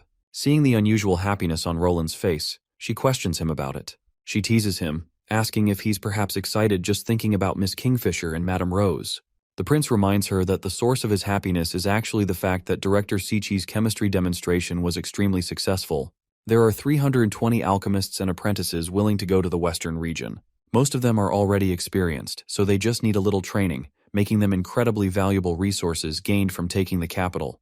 Though he admits that this isn't the only source of his happiness. He's even more pleased that Chairman Lennon, Riley, and Archer, all respected chairmen, are also willing to go to Neverwinter City. Roland is genuinely glad to see people volunteering to help the kingdom thrive. Roland then shares that they should also be get-going, because not only Lotus and Honey are coming back from Slumber Island, but there are also new witches Tilly has sent, which he wants to meet eagerly. The scene then transitions to the boat sailing, carrying all the witches from Slumber Island. All the witches are lively and excited to reach Border Town. Seeing this, the captain notes that all the witches seem chatty and full of energy, except for two, Eevee and Soft Feathers. The reason for their silence is clear. Unlike the others, they are actually from the Bloodfang Association in Wolfheart. Compared to Tilly, they are more loyal to the leader of Bloodfang, Heidi Morgan. The scene then shifts to Ash and Tilly spending some time alone together. There, we learn that it was Heidi Morgan who asked Tilly to take Eevee and Soft Feathers along and send them to Border Town with Lotus. Morgan also wants to establish good connections with Roland. Tilly had no reason to refuse, so she agreed to send them. But Ash doesn't understand why Morgan thinks she can get as close to Roland as Tilly is. After all, Tilly is Roland's sister. To this, Tilly reminds Ash that Heidi is royalty from the Wolfheart Kingdom, and personal connections matter less the higher up you are. It's the same in any kingdom. Morgan understands this and wants Roland's support. Ash seems upset with Tilly for accepting Morgan's request, especially since Morgan once challenged Camilla for the title of the strongest battle witch, an insult to the witch equality Tilly believes in. But Tilly assures her that everything is fine. She reminds her that Slumber Island is their home, and every witch is a free citizen here. As long as they aren't putting anyone in danger, they won't stop them. Also, it's not a bad thing for them to go to the western region. You see, most of Bloodfang consists of battle witches, and the church's influence has been suffocating. They've had to stick together just to survive. But now that the Bay's churches have been crushed, it's only natural for them to feel confident about their own abilities, and they want to expand even further. Morgan claims that they are different from the old association and that a single method of rule can't work for such a diverse range of organizations. And if they're going to work together like they did in the beginning, they need a strong enemy to unify them. Tilly further reminds Ash that with the enemies in the Fertile Lands, the failure of the Alliance, and the upcoming Third Divine War, their own personal experiences will teach them far more than any explanation she could give. And at Border Town, they will see even more. They will see how non-combat witches can be just as valuable. They will witness how mortals can wield incredible power that rivals witches. And most importantly, they will see the power of unity. A wider world and a new perspective will open up for them. That's exactly why Tilly specifically chose Eevee and Soft Feathers. She is certain that her brother will understand her reasons for sending those two witches. The scene transitions to Roland and Anna having fun in bed. Once the prince is done clapping her, he decides to get ready since the new witches are about to arrive. Later at dinner, the new witches join the table. The prince decides to let them have a well-deserved rest after the feast, knowing they must have had a tiring journey. He specifically instructs them not to be shy as this place is just like their home. But the two new witches still can't help but feel a little tense. Seeing this, the prince acknowledges that they might be feeling a bit shy. That's when Honey teases Lotus, revealing that she has been wearing the scarf Roland gave her last time and that she wanted to thank him. The poor girl is completely spooked by this. While all the other witches are having the time of their lives, Roland's eyes remain fixated on the two shy witches. Later, once Roland returns to his office, Honey reveals everything about them, how both Eevee and Soft Feathers are Bloodfang witches. It's a surprise to the prince, since he hadn't known Slumber Island had a subgroup like that. Now it makes sense why those two seemed particularly uncomfortable. Honey then explains that Eevee's magic allows her to construct cages that can trap even those much stronger than her. Even someone like Ash would have a hard time if she got caught inside. As for Soft Feather, she might not be a battle witch, but she is still incredibly powerful. Anything she touches becomes sticky, and once something is attached, it's impossible to break apart until the effect wears off. The prince can't help but recognize how versatile these abilities are, and he's even more surprised that Heidi Morgan actually agreed to send them. Since I don't know the name of this witch you see in front of you, I will call her Buttpuss until we find her real name. She explains that Bloodfang witches are just naturally strong. The construction of Slumber Island was partly thanks to them, and they always act high and mighty, often bullying witches who are weaker than them. If Miss Tilly wasn't strict about it, far fewer witches would have come to the island. The prince then falls into contemplation. He realizes that the witches who go to the bay don't have as much combat experience and come from many different organizations. It's no wonder something like this happens. What he doesn't understand is why Tilly sent him battle witches, perhaps to capture demons. But the months of demons are already over. Then, another thought crosses his mind. Maybe Tilly wants him to capture that devil with multiple magic stones. But that task is far too risky, even if the rewards are great. Nightingale suddenly places her hand on his forehead, checking if he's feeling unwell, given how tense he looks. He reassures her that he's fine as he is just puzzled, unable to fully grasp why Tilly would assign him such a daunting task. When they ask what kind of task he's referring to, he comes clean, revealing that he's considering using the two witches' powers to capture a devil. The next day, everyone gathers outside. Soft Feather is the first to demonstrate her powers, using her magic on the stones laid out in front of her. The prince then turns to Nightingale, asking about Soft Feather's level of control over her magic. Nightingale responds that Soft Feather has excellent control. Her magic consumption is quite low, and she barely detected any change in her stamina. Iron Axe and the others inspect the enchanted stones, and to their surprise, the stones are completely stuck together. They can't pry them apart at all. Roland then inquires if Soft Feather has ever tested how long the stickiness lasts. She explains that if she sticks something like 2 rocks together with all her power, it could probably last for decades. But that's just a prediction, as she has never actually tested it before. The prince then asks her about the largest thing she has ever stuck together. She claims it was the sea walls of Slumber Island. One day, large cracks started forming on the walls during high tide, and Lotus was absent. To prevent disaster, she filled all the cracks with her magic glue, cloth, and stones to stop the water. Otherwise, the walls wouldn't have survived the next tide. But Puss then chimes in, expressing that she plans to stay longer this time, and she's also ready to demonstrate her abilities. Roland immediately shifts his attention to Buttpuss, which causes Soft Feather to pout in annoyance. Buttpuss then reveals that her ability is an area of control. Anyone who comes within 5 meters of her has to act according to her will. To demonstrate, she casts her magic on Iron Axe and Knight Carter, and both men suddenly start dancing against their own wills. She states that she can do this about 10 times a day. The prince is quite pleased to see another unique ability. It might not be suited for ranged attacks, but in close quarters, it's incredibly effective. Also, since this ability can't be seen with the naked eye, enemies won't see it coming. As long as she can get within 5 meters, their lives will be in her hands. It's obvious that this will be incredibly useful for observing devils up close. Then, it's time for Eevee to shine. She proudly boasts that she can instantly immobilize enemies and even kill them by shrinking the cage she traps them in. She can capture 2 people at a time, especially since she only has 2 hands. She further brags that even Ash wouldn't be able to escape, as long as she doesn't unclench her fists. She then throws an open challenge for any witch to step forward and try to escape her. She especially wants Maggie to try, since Maggie can transform into a huge beast. The prince finds this idea to be very good, After all, Maggie's dragon form is the same type of creature that the devils use as steeds. If they're going to capture devils, they might encounter similar enemies, so they decide to call Maggie over and speak of the devil. Maggie appears. The prince doesn't waste any time explaining the situation. All Maggie has to do is transform into her dragon form and see if she can escape Eevee's magic cage. Maggie quickly shifts into her giant form, and Eevee wastes no time activating her ability. A glowing cage materializes around Maggie, trapping her. Maggie struggles with all her might, but it's clear she can't escape. Seeing this, the prince is thoroughly satisfied. Even if they face a devil riding a dragon, they'll still be able to capture it, and the cage itself is incredibly sturdy. Roland then orders Eevee to release Maggie, but instead of complying, this crazy woman does the opposite. She tightens her grip on Maggie and slams her down into the ground. Everyone watching immediately panics and starts yelling at Eevee to release Maggie, but Eevee doesn't listen. She completely ignores them. Seeing this, Lightning gets annoyed and charges straight at the treacherous woman, but Eevee just traps Lightning too. And then, with no hesitation, she throws her away. That's when Roland finally snaps. He promptly delivers a hard slap across Eevee's face for the shit she's pulling.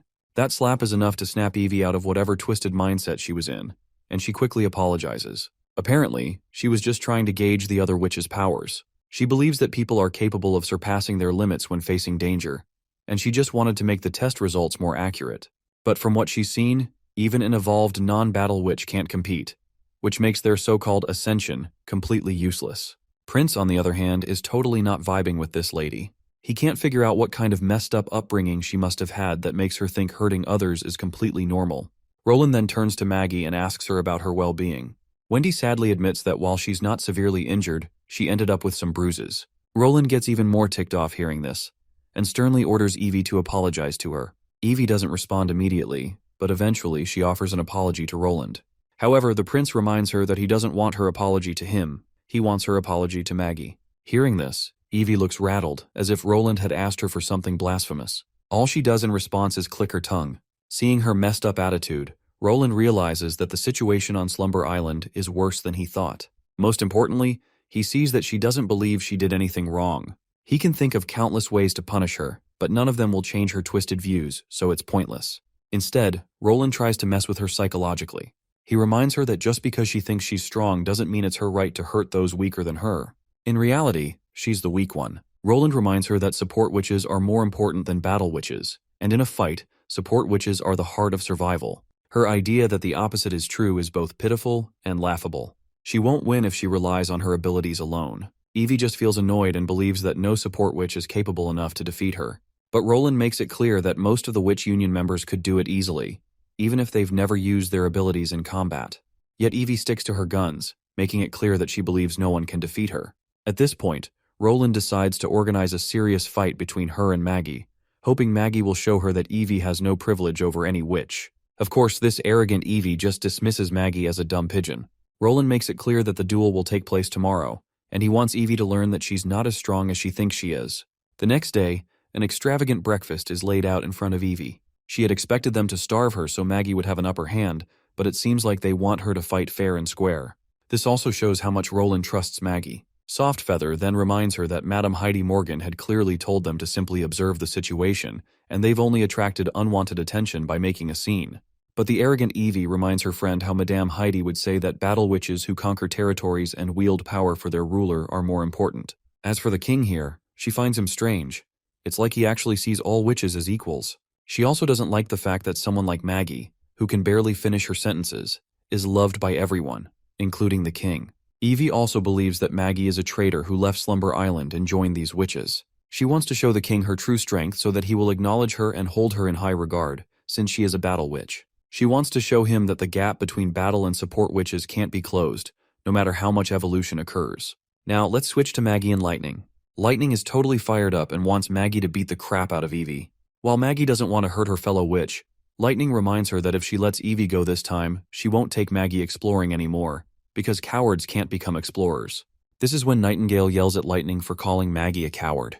Cowards don't fight devils, and Maggie clearly saved Nightingale's life from them. She then turns to Maggie and explains that Roland arranged this duel to make the Bloodfang witches recognize their mistake and change their attitudes. If Maggie can defeat them, she'll be helping them learn the truth. So if she's not fighting for herself, she's protecting everyone, just like when she was fighting the devils.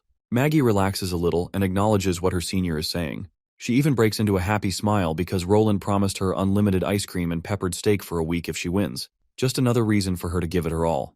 The time for the duel arrives and both participants stand facing each other. Before the fight begins, Eevee, out of habit, throws some nasty jabs at Maggie, telling her to surrender while she still has the chance. But Maggie isn't fazed at all. As soon as the king signals the start of the duel, Eevee immediately tries to retaliate. But Maggie quickly transforms into a bird and flies off, giving Eevee no chance to trap her in her cage magic.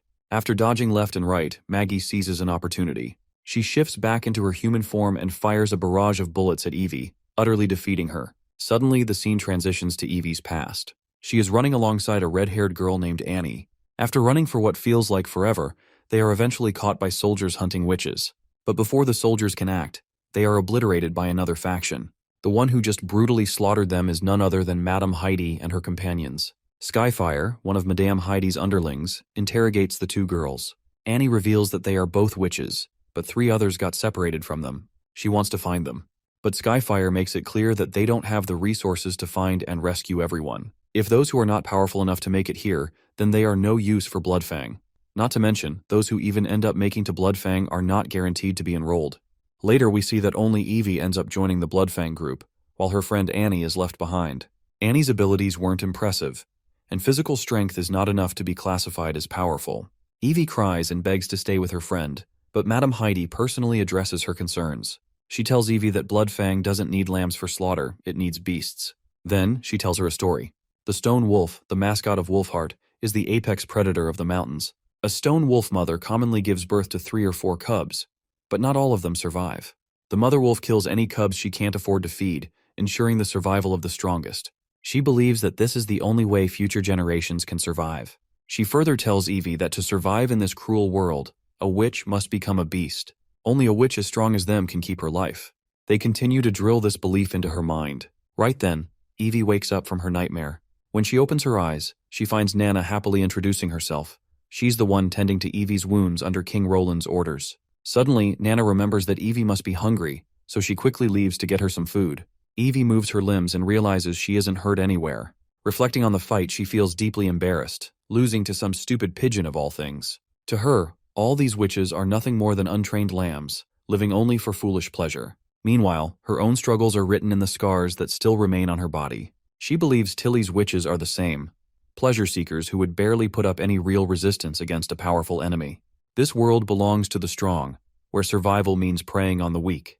To live, one must become a beast and act like one. She holds Madame Heidi's teachings close to her heart, and yet, she can't stop thinking about her friend Annie, who was left behind simply because she wasn't strong enough. She remembers the times they used to share food, breaking bread together. Just then, Nana returns with some freshly baked bread, and Eevee promptly takes it. She then asks Nana if she was sleep-talking earlier. Nana responds positively, claiming that she kept repeating the words, wild beast. She asks why Eevee would say something like that. After all, she isn't a wild beast. To Nana, they are all just witches. And witches, in the end, are no different from humans. Sure, witches possess supernatural abilities, but according to King Roland, they aren't all that different from mortals. Later, Eevee meets Roland, wanting to know what kind of weapon Maggie had used against her. That's when Roland shows her the revolver. This thing is called a gun. It uses gunpowder to propel a fatal bullet at the enemy. However, the bullets Maggie used were specially modified so they wouldn't penetrate her body. Otherwise, she would have been dead by now. He emphasizes the importance of this weapon. He shows her a bullet, not longer than a pinky finger, but manufacturing it is an incredibly complex process. This process involves hundreds of ordinary townspeople and 3 witches, all working in strict coordination to produce them.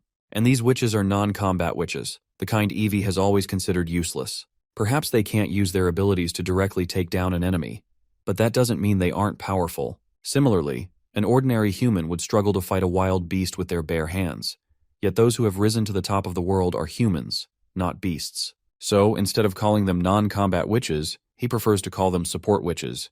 Their abilities allow them to accomplish things that would otherwise require dozens of ordinary people. As a result, humanity can easily defeat beasts, and from a certain perspective, support witches might even be more valuable than combat witches. But Eevee believes that if these weapons were placed in the hands of battle witches, they could be put to far greater use. To this, the prince points out that the difference wouldn't be significant, at least not significant enough to turn the tide of a war. He asks her to imagine facing 10 ordinary combatants, each wielding the same weapon as her. In that situation, her chances of winning would be slim. His lands can currently produce 7 or 8 of these guns per day, but there is only a limited number of combat witches available. Simply having weapons isn't enough. If they wish to keep using them, they must establish massive production and logistics teams. It may be a hard truth to accept, but he reminds her once again that humans surpass beasts because they use intelligence to create and harness power that previously didn't exist. And in that context, support witches are indispensable. Magic is undoubtedly one of the greatest tools, yet she is wasting her talent. At that moment, she remembers her friend, the one who wasn't a battle witch and was left behind because of it. For the first time, she questions whether support witches can actually be useful. To this, the prince admits that magic has countless uses. Its effectiveness varies, but as long as it is used correctly, it can bring about miracles. In the afternoon, the reserves of the First Army will conduct live fire gun training. He arranges for Eevee to observe. If she goes, she will witness firsthand what true power is. Later, we see Wendy scolding Agatha for skipping meals while overworking. Agatha apologizes, explaining that she was so focused on making the last batch of dinitrogen that she didn't realize it was already nighttime. She partly blames Roland for inventing light bulbs. When the factory lights are on, it feels like daytime. Regardless, Wendy places a dinner box on the table and urges her to eat before it gets cold. She also tells Agatha that if she ever feels tired, she should ask Echo to sing the Song of the Springing. The melody can lift her spirits and relieve exhaustion. More than anything, Wendy reminds her that she is part of the Witch Union, and she doesn't want any of her sisters falling ill. Agatha is touched by Wendy's concern and promises to take better care of herself. As she opens the dinner box, she notices a small jar of honey, which warms her heart even more. Wendy not only made sure she ate but even remembered her love for sweets. It reminds Agatha of tequila, where they mostly survived on fruits and grains grown by support witches. Meat was rare, and seasonings, sugar, and honey were out of the question. Even if they had a witch who could control bees, she would have been sent to the battlefield rather than assigned to produce what was considered an unnecessary luxury. She is grateful that Wendy paid attention to her small preferences. Since she can't feel the cold, she has never been particularly sensitive to warmth.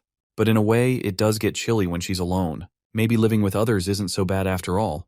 Just then, Nightingale appears, teasing Agatha about her cravings for sweets.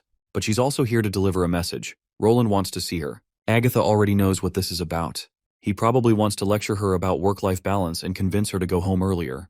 Since she already knows what he's going to say, she tells Nightingale to inform him that she doesn't want to waste his precious time. She promises to keep his concerns in mind. However, Nightingale reveals that this isn't the only reason. Roland also wants to discuss launching an attack on the devils. That gets Agatha's attention. She opposes the idea. Killing a few thousand devils won't make them throw down their weapons and flee. The war won't end that easily, and if they act too soon, the kingdom could be in ruins before they even establish what they have envisioned. But the prince clarifies her misunderstanding. He doesn't intend to destroy the devil's camp. He wants to capture some of them alive. The new witches are perfect for this task, and after Eevee captures the devils, they can transport them easily using a hot air balloon. Prince then asks her few crucial questions. Can devils survive without the red mist they carry? And more importantly, would their blood still be useful for creating sigils? Typically, a canister of red mist lasts a day or so, and devils determine how much to bring based on their mission. If they are patrolling or conducting surveillance, they usually carry 3 or 4 canisters, but that is their limit. Once they leave that strange black tower, the mist gradually loses its effectiveness. Otherwise, the scholarly guild would have mass-produced sigils long ago by feeding devils and chaos beasts. The prince understands this. If they successfully bring back a live devil, he asks Agatha if she can use it to create more sigils. She confirms that she can, but she will need sufficient ingredients, an independent lab, and at least 20 mortal assistants. The success rate for creating simple sigils is around 8%. More advanced ones require specific types of stones, materials they currently lack. She then suggests that when he goes to capture the devils, he should bring both her and Anna along. She reminds him that his witch union includes multiple high-tier witches, and when combined with his unique weapons, their overall strength is comparable to an allied divine squadron. Even if they encounter the underworld ruler, Miss Anna can activate the divine sigil twice, enough to obliterate their foes. Besides, victory over the devils is her life's mission. She will not disappoint him. King Roland then asks another question. He wants to know why she reacted so strongly to the idea of attacking the devil camp. Based on what she had told him before, he assumed she would support making the devils their first target. In fact, she had previously been willing to accept casualties for a chance at capturing a chaos beast. But Agatha merely shrugs off the question, claiming she doesn't remember saying anything like that. Forcing an excuse, she abruptly leaves his office, saying she's feeling sleepy. As she leaves, she recalls how Wendy once predicted that Roland would become king of Grey Castle and lead them to victory against any enemy. And now, that prediction seems to be coming true. So because of this reason, she has also started trusting his judgment more, rather than making rash decisions based on her own impulses. Meanwhile, we switch back to Eevee, who is dealing with her own turmoil. After observing the soldiers at the training grounds, she has come to understand that metal bullets are far more powerful than the ones Maggie used. And the cannons? Those are even more terrifying. They make revolvers and rifles seem like mere toys. However, the soldiers tell her that the cannon she saw is actually the oldest model. Their real trump card lies with the artillery division, specifically the newly developed 152mm howitzer. And her head is still ringing from all the blasts she heard today. Softfeather has a similar reaction after witnessing the terrifying power King Roland possesses. She realizes that Madame Heidi never even considered the possibility that such power existed. Eevee sinks further into depression. By now, whatever Heidi's objective was, it no longer matters. She believes that, in Roland's eyes, Tilly Wimbledon's crowd of support witches is far more important than the battle witches of Bloodfang. Eevee is devastated. The power she had been so proud of all these years is nothing more than a joke. Other than Annie, she has nothing left to hold on to. She then announces to Softfeather that she does not want to go back to Bloodfang. Surprisingly, Softfeather feels the same way. Then, she notices Eevee crying, which is an unusual sight, because beasts are not supposed to cry. And even if they do, it is never for themselves. Eevee wonders how different things might have been if she and Annie had met the Witch Union from the very beginning. Later, they visit Roland and reveal everything about Bloodfang, how it operates and what its true nature is. Roland then asks if Tilly knows about their ways. Eevee answers that they are not sure. Heidi forbade them from revealing anything about the group, and she rarely spoke to Tilly. The prince then inquires about the other witch groups on Sleeping Island. Eevee explains that most of them are closer to Tilly, especially after the slumber spells were built. However, some battle witches secretly agree with Heidi's ideas. Most of them, though, do not want to deal with Ash's wrath. Roland begins to realize that Bloodfang is more problematic than he initially thought. As the daughter of Duke Morgan, Heidi could have easily provided shelter for support witches, but she never planned on taking them in. Her goal was never about compassion, unlike the Witch Union. She only wanted a hit squad. He may need to send a secret letter to Tilly to warn her about Bloodfang. Then, the prince asks why they are revealing everything about Bloodfang now, despite being forbidden from doing so. The only explanation he can think of is that they both want to abandon Bloodfang's orders. They confirm his suspicion, admitting that they wish to join the Witch Union. Roland had expected that the firearms demonstration would deal a blow to their pride, but he did not expect it to shake them so deeply. He then addresses Eevee, reminding her that he cannot just forget the fact that she hurt Maggie. For now, he cannot accept them into the Witch Association. This is when Eevee begins to unbutton her clothes and stands bare before the prince. She offers herself for punishment. Before Roland can react, Nightingale swiftly moves to block his vision, preventing him from seeing Eevee's exposed body. She then promptly rushes to cover Eevee with a blanket. But in that brief moment, Roland catches a glimpse of the permanent scars marking her back. And suddenly he understands. Eevee's willingness to accept punishment without hesitation reveals just how deeply Bloodfang's ways are ingrained within her. This is not just about obedience. It is about control, submission, and a warped sense of loyalty. Roland tells her that if she truly wants to join the Witch Union, she must stop acting as though she is still part of Bloodfang. She is no longer a tool to be used or discarded. A short while later, as he grows more relaxed, he informs her that she may submit a request through Wendy. Her behavior and willingness to change will determine whether the witches are willing to accept her. But no matter what, Neverwinter will always be a home for witches. Even if she does not become part of the Witch Union, she will not be cast out.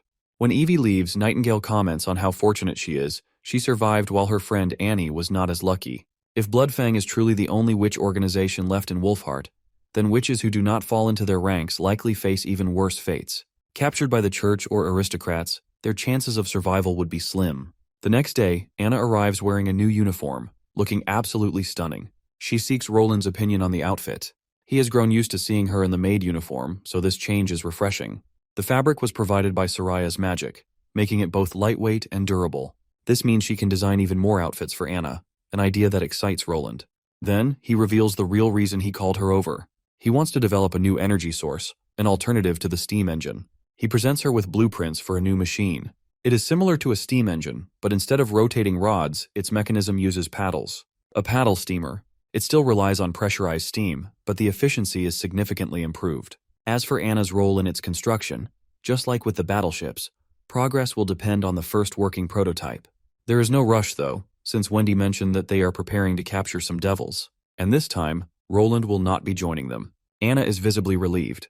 She cannot bear to watch him get injured, or worse, killed, like last time. They share some passionate moments together before she departs. Later, after Anna leaves, Nightingale appears. Roland tells her that they should practice a few more times before the mission. She must be completely familiar with the plan and everyone's role. This ambush will target small groups of devils that pursue invaders, and they must be ready to adapt if things do not go as expected. If the situation turns dire, Roland orders her to ensure that Anna returns safely, no matter what. That is precisely why he is not going with them. Otherwise, everyone would prioritize protecting him, leaving them vulnerable. Just then, they notice Barov through the window. He has returned from the capital. Since Roland wants to discuss smelting operations with him, he decides to head out to meet him. Meanwhile, in the capital, Iris, the daughter of Duke Carlin, arrives at the castle, seeking an audience with King Roland. However, the guards inform her that Roland left Prime Minister Barov in charge, but Barov himself departed for Neverwinter a few days ago. For now, the castle stands empty, except for the servants. Iris feels frustrated as she stares at the grand yet empty castle. They had rushed all the way here without stopping, only to realize that they completely missed their mark. She cannot believe that the king abandoned such an incredible city just to build his own in the western region. With no other option, she decides to return to the pier. If Roland is in the west, then that is where she must go. She is adamant about meeting him. However, her brother reminds her that there is no need to rush. They can take their time. Reluctantly, Iris agrees. She decides to find an inn for the night and leave in the morning. As for the heads and the rest of their luggage, she insists on leaving them on the boat. The last thing she wants is to smell them any longer.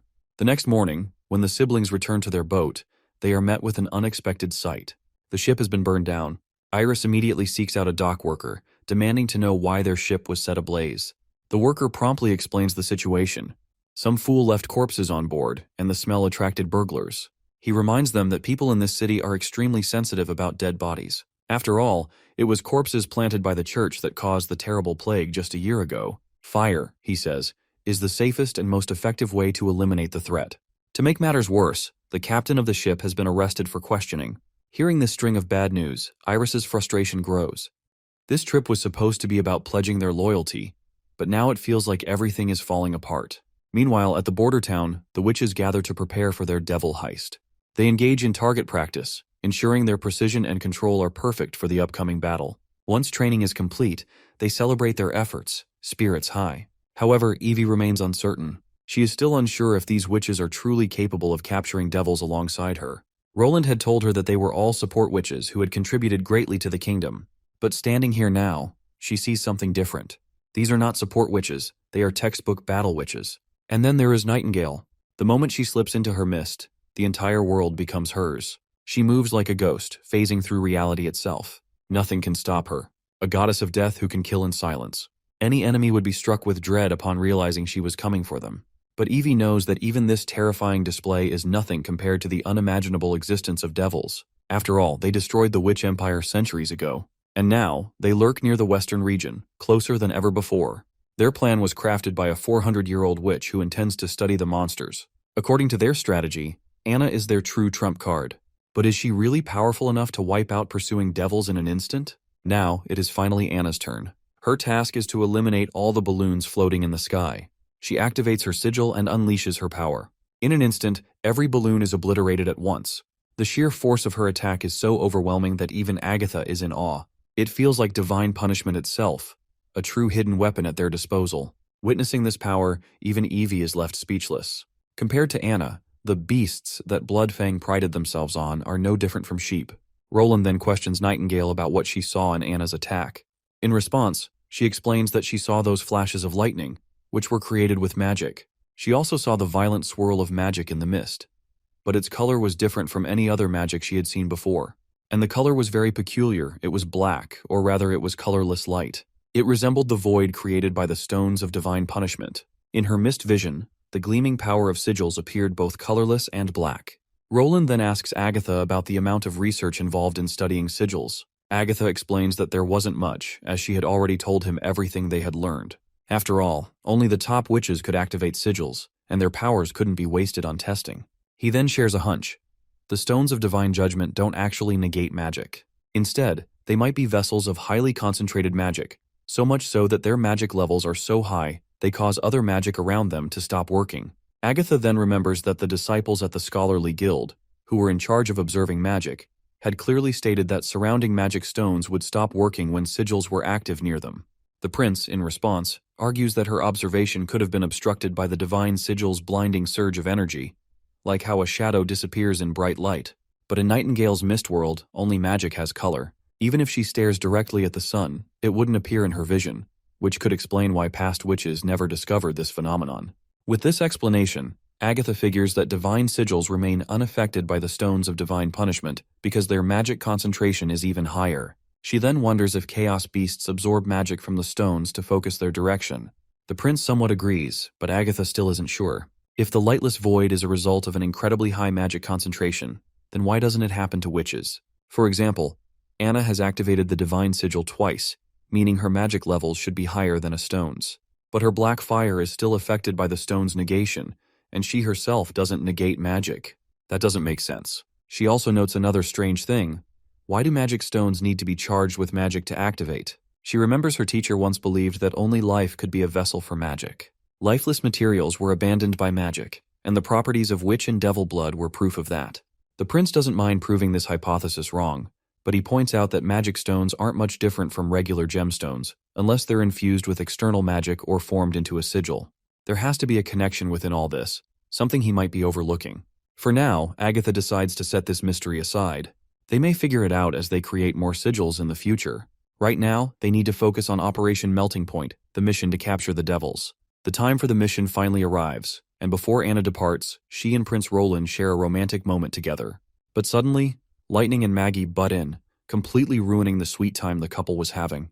All because they want Roland's attention too. Seeing this, Agatha can't help but notice how this is just a simple devil hunt, yet Prince Roland seems so deeply caring for Anna and the others. Anyhow, the ship finally sets sail, and as the prince waves them off, Nightingale suddenly pops out of her mist, steals a quick smooch of her own, and vanishes, promising that she'll be back soon enough. With that, the ship leaves, and King Roland is left hoping everything goes well. For this operation, the team has hot air balloons along with 2 fully equipped ships carrying soldiers as a safety measure. The steamboat is much slower than the hot air balloons, so they need about 2 days just to reach the end of the Redwater River. They only have 2 ships with them, both stacked with the First Army's best veterans, with Captain Brian leading the charge. One of the ships will remain on standby near the beach, about 2 to 3 miles away from the operation site. They won't participate directly in the hunt unless something goes wrong and suppression is needed. The hot air balloon doesn't have to fly very high this time. As long as they get around the snowy mountain, Sylvie should be able to spot the tower's eye monster. According to Agatha, anyone who notices the eye monster will immediately be located by the devils. As they lower their balloon's altitude, Lightning asks Sylvie if she can see anything. Sylvie replies that she needs to get closer, otherwise she won't last for very long. Wendy promptly uses her wind magic to push the balloon a little lower, and once the balloon is right over the red mist, Sylvie activates her abilities again. Almost instantly, she feels as if countless monsters are staring back at her, shocking the hell out of her. She quickly reports that she has managed to grab their attention. The devils are coming. Without hesitation, Sylvie hops out of the balloon and onto Maggie's back. Meanwhile, Lightning makes sure to carry Wendy as they head toward the ambush spot, leaving the balloon deserted in the air. Sylvie spots 5 silhouettes, 4 flying beasts, and about the 5th one, she's not sure what it is. If there are 5 of them, it's more than what Agatha had predicted, but it's still doable. They can carry out the mission. But then, Sylvie notices something strange. These devils look different from the regular ones they've seen before. This is unexpected. While they had considered the possibility of new developments, they're not sure if they should continue or abort the mission. Once they reach the forest, Lightning orders them to head to the rendezvous point while she goes to destroy the balloon. But just as Lightning is about to fly off, Sylvie suddenly calls out for her to stop. But Maggie quickly reminds Sylvie that it was Roland who told them to destroy the balloon if enemies chased after it. Wendy also agrees that they should regroup with the First Army to minimize unnecessary risks. However, Sylvie urgently reports that some of these devils don't look the same. They aren't just fighting against normal devils. She wants to warn everyone before they engage. Meanwhile, Lightning zooms through the sky and finally reaches the balloon, which is being pursued by the devils. Without wasting time, she detonates the bomb and dashes away. The explosion goes off, taking down one of the devils while the others are caught in the blast, tasting fire. Feeling proud of herself, Lightning mocks the feeble monsters for getting tricked so easily. Then, picking up speed again, she dashes off toward her next goal, luring them into Miss Leaf's forest. She's confident that the thick overgrowth of vines and thorns will become their worst nightmare. But judging by how these guys look like Dark Souls monsters, this devil hunt probably won't be as easy as they thought. Meanwhile, Sylvie reports to everyone about the strange devils she just saw. It seems like Agatha already knows about them. She explains that while those robed devils are fearsome and incredibly terrifying to mortals, witches don't need to fear them, so long as they avoid eye contact. Their eyes are hidden beneath scars on their faces that resemble scorch marks. Sylvie then brings up the armored devil, the one flying without the help of a dragon monster. She wonders if it could be an underworld ruler. Agatha quickly assures her that it's not. If her memory serves her right, she believes it's most likely a high-tier devil. The Alliance knows very little about them, but she does know that they have multiple abilities. They are humanoid but much larger. High-tier devils are incredibly powerful, both in strength and magic. It's been rumored that only witches stronger than Transcendents can rival them. Hearing this, Sylvie panics again as they don't have anyone stronger than a Transcendent. She immediately decides to tell Leaf to stop everything and retreat to the First Army. Agatha then explains that the armored devil can fly because it has a flight stone. If the team only consisted of Lightning and Maggie, they might be able to escape. But the rest of them wouldn't survive once they left Leaf's protection. She has never seen a high-tier devil in person before, but she's heard from Lady Alice that total concentration is necessary when fighting them. Even a tiny mistake could cost them their lives. So Agatha directly calls the others and announces that they are changing the operation. She orders all witches to switch to Plan B, abandon the capture, and use the divine sigil to wipe out all enemies. Nightingale must keep an eye on the armored devil, and Anna must strike the moment an opportunity appears, no hesitation allowed. Sylvie, however, can't help but have doubts. Can they really defeat something like that? Agatha assures her that high-tier devils rarely appear alone, and if it has two fearsome devils as support, they may win. Turning their backs and running would only lead to death. Full retaliation was their only option. Lightning reports that the enemies have arrived. Sylvie follows up, confirming that the armored devil hasn't landed yet. It's still chasing after Lightning. Meanwhile, the rest of the devils have parked their mounts outside the forest and are now giving chase as well. That's when Sylvie notices something strange. There are only 4 devils. One is missing. Agatha and Maggie decide to stick to the plan and eliminate the devil's steeds first. Maggie quickly lures the dumb monsters in with her charm, and Agatha ambushes them. Together, they take down 2 of the creatures in an instant. Only one flying monster remains. Agatha wastes no time, using her ice magic to freeze it mid-air. Maggie follows up with a powerful strike, shattering the frozen beast into pieces. Meanwhile, we switch to Nightingale and Anna. Hearing about the change in plans, Nightingale feels disappointed. Eevee's ability is no longer needed, which makes her a little sad. Now, it's her job to create an opening for Anna to activate the divine sigil and obliterate the enemies. She recalls Roland's words, his wish for her to protect Anna at all costs. Stealing her resolve, she prepares to fulfill her promise to the king. Just then, Sister Leaf reports that the enemies are approaching. Nightingale springs into action. Following the movement, she spots the monsters. Among them is one normal devil, but 2 others look different. She senses a stronger magic presence in them. Maybe these are the high-tier devils Agatha warned them about. But the strongest one, the real threat, isn't among them. She looks up. Sure enough, that bastard is in the sky, watching everything from above. Well, she'll deal with that later. First, they need to take down the fearsome devils on the ground. These are the ones that terrorize their victims through sheer presence alone. With precise aim, she takes down one of them. Sister Leaf doesn't hesitate and eliminates the second. Then, working together, Anna and Nightingale finish off the remaining devils. Now only the high-tier devil remains. Lightning suddenly yells for them to watch out. The monster has just thrown a giant black sword straight at them. Nightingale immediately activates her mist magic to evade, but it doesn't work. Her magic is nullified in an instant. This confirms it, the high-tier devil has the ability to disrupt magic. Before they can react, he throws another sword. Anna steps forward. With everything she's got, she stops the blade, barely. But the effort drains her completely, leaving her exhausted. Then, something even stranger happens. A blinding light fills the air. Lightning and the others spot the source. It's coming from the devil. For a brief moment, Nightingale wonders if he's using the divine sigil. But no, this is his own ability. The bastard comes crashing down, unleashing a terrifying force. The shockwave sends Lightning tumbling through the air. Leaf also gets caught in the devastating blast. Then, the devil turns his attention to Nightingale and attacks. Her mist begins to crack. Sister Leaf, already weakened from the previous attack, takes another hit. Eevee and Sister Leaf lose their balance. They fall from their safe position. Poor Leaf even coughs up a copious amount of blood after getting severely injured.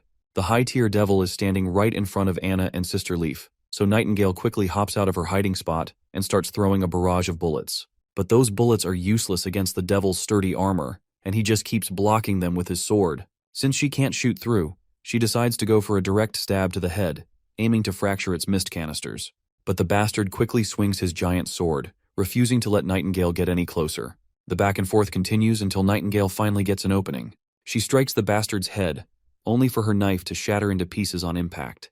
The bastard actually has a magic barrier surrounding its body. Then the bastard starts charging energy in his palm, preparing to throw it at Nightingale.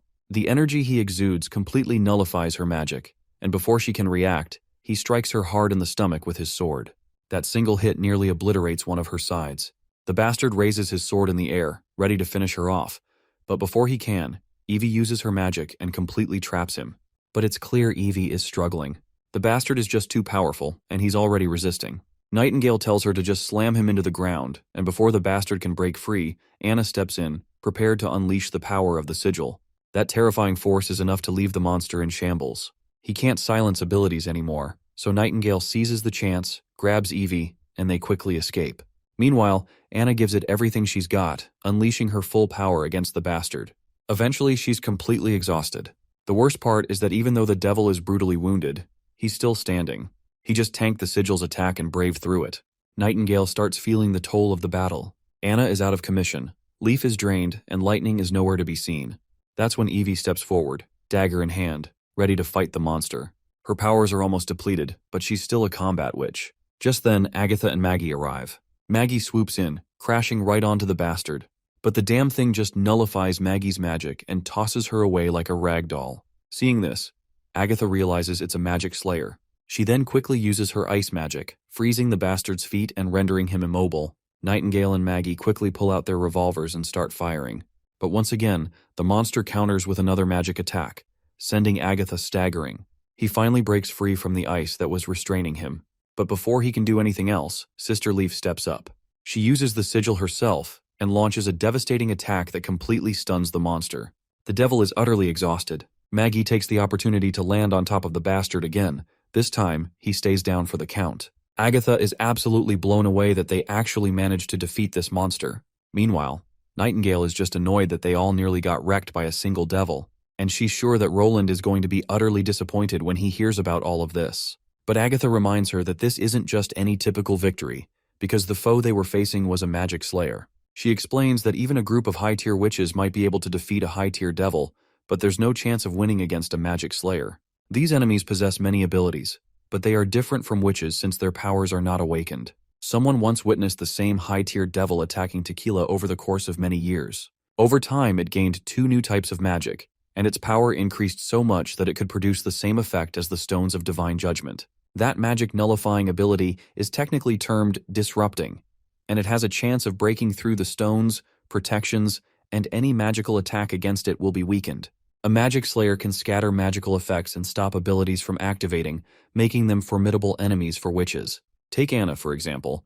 If a magic slayer had her ability, it would be able to use black fire while disrupting their magic at the same time.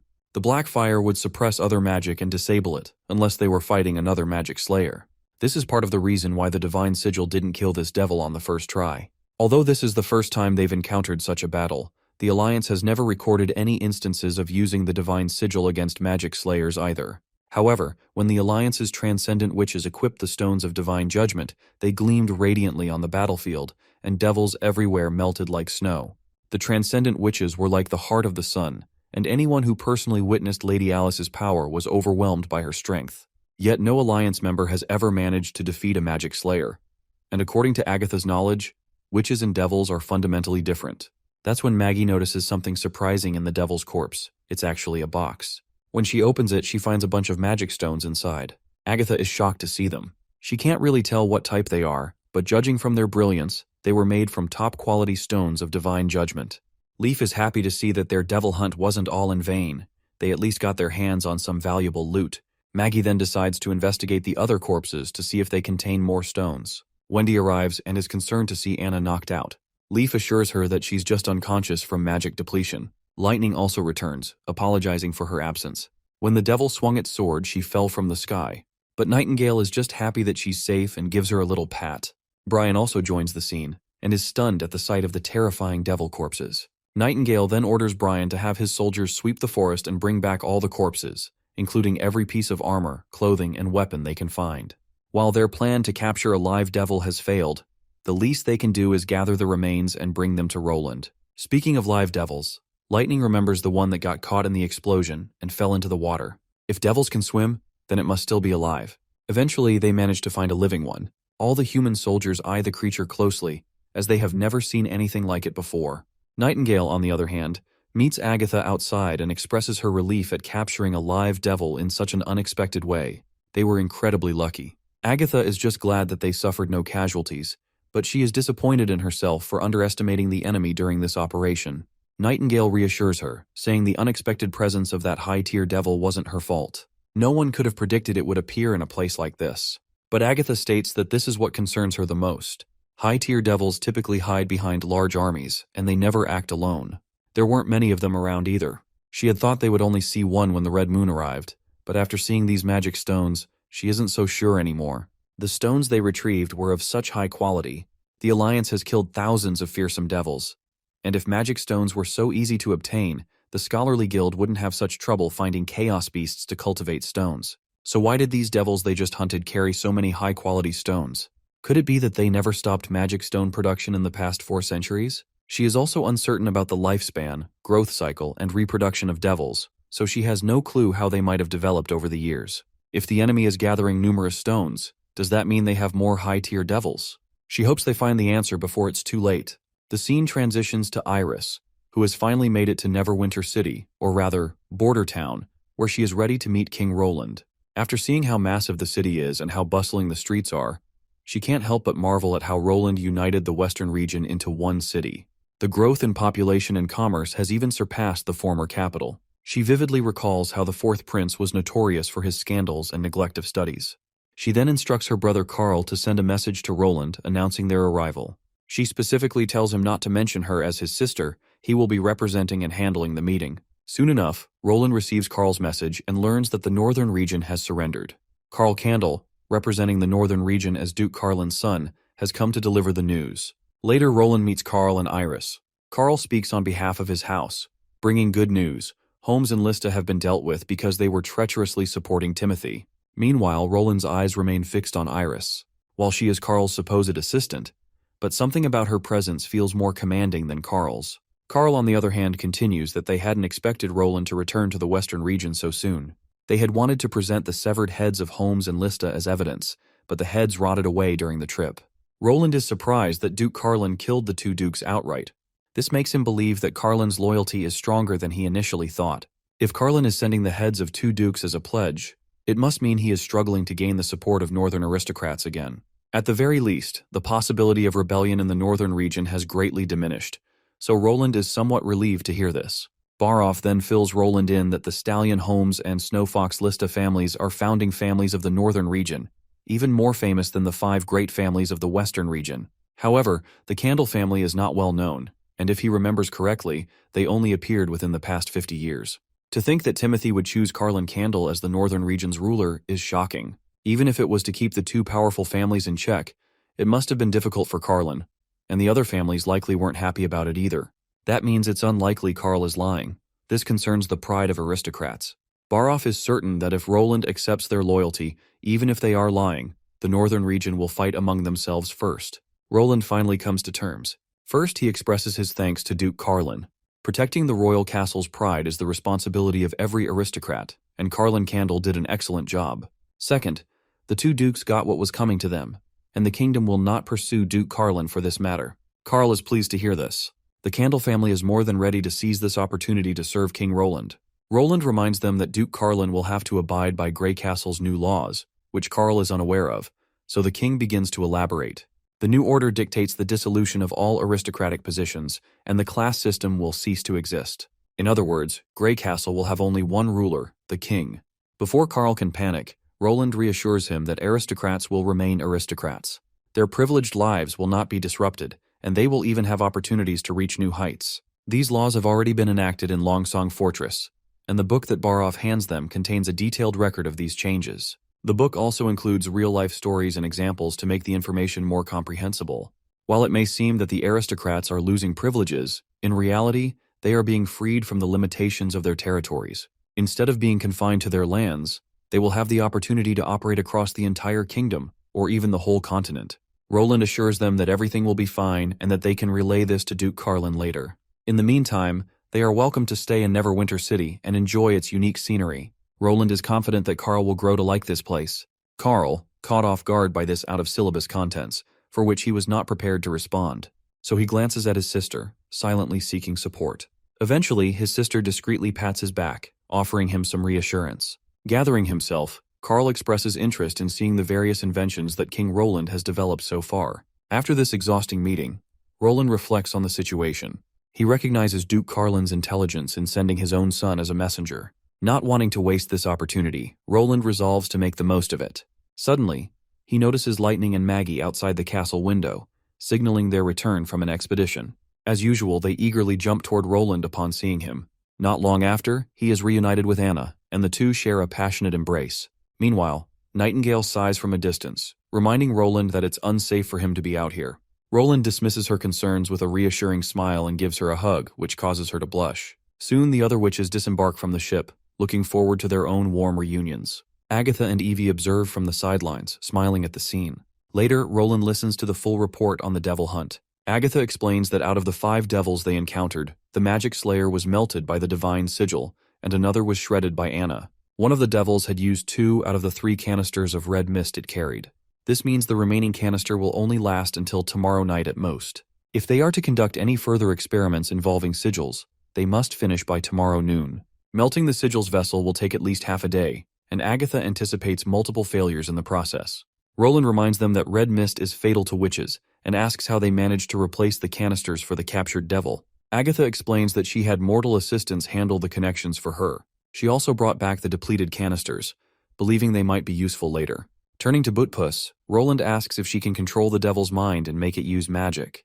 Buttpuss replies that she doesn't need to control every movement. She can issue a command that the devil will be compelled to follow. With this in mind, Roland instructs Nana to reconnect the devil's severed limbs.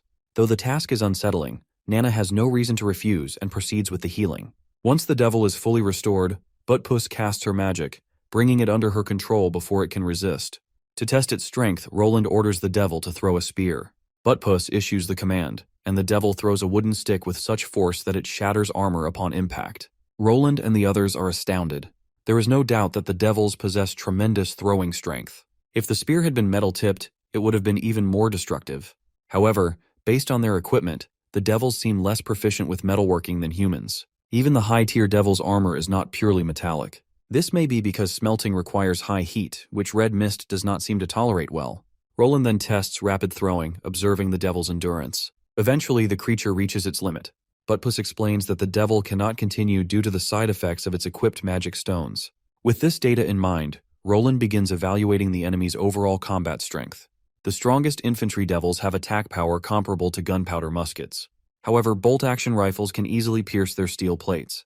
The lower-ranked devils, on the other hand, are no stronger than his standard weapons. This means that when humanity and the devils eventually clash, Roland's army will hold the advantage. Agatha then elaborates that, back then, the population of mortals in the fertile lands was hundreds of times more than Grey Castles, and it was the same with witches. If everyone had a rifle back then, she's sure that defeating the devils wouldn't have been a problem. Roland then decides to halt their experiments for now, planning to conduct the durability test tomorrow.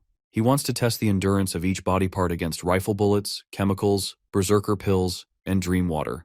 He also needs Lucia to see what she can extract from the red mist. It's a shame they can't keep devils alive for long. Otherwise, with Nana's healing abilities, they would only need a small number of devils to gather enough data. Agatha also needs 2 witches to assist her in making sigils. She requests that the materials be prepared beforehand since, once the devils die, their blood won't last very long. They'll also need to start dissolving the stones of divine judgment while the devils are still alive. Speaking of sigils, Roland suddenly remembers that they haven't decided what type to make yet. So, he decides to spend tonight reading the Magic Stone Encyclopedia, and will let Agatha know tomorrow which kind of sigil he wants. We then switch back to Iris, where her brother has just come out of the shower and insists she take a bath while the water is still hot. She asks him how the water system works here. Carl explains that he's heard the water in the pipes flows from that big metal tower, though he still doesn't know how they even managed to raise the water that high. Iris is totally out of the loop on how everything operates here. She looks outside and notices how all the building windows are glowing with light. There's a common saying among merchants that man-made light after dark represents wealth. She had thought that brightness at night could only be seen in pubs and theaters, but now she understands what it truly means. Under the lights, every factory in the city is producing all kinds of goods, what they call industrial products.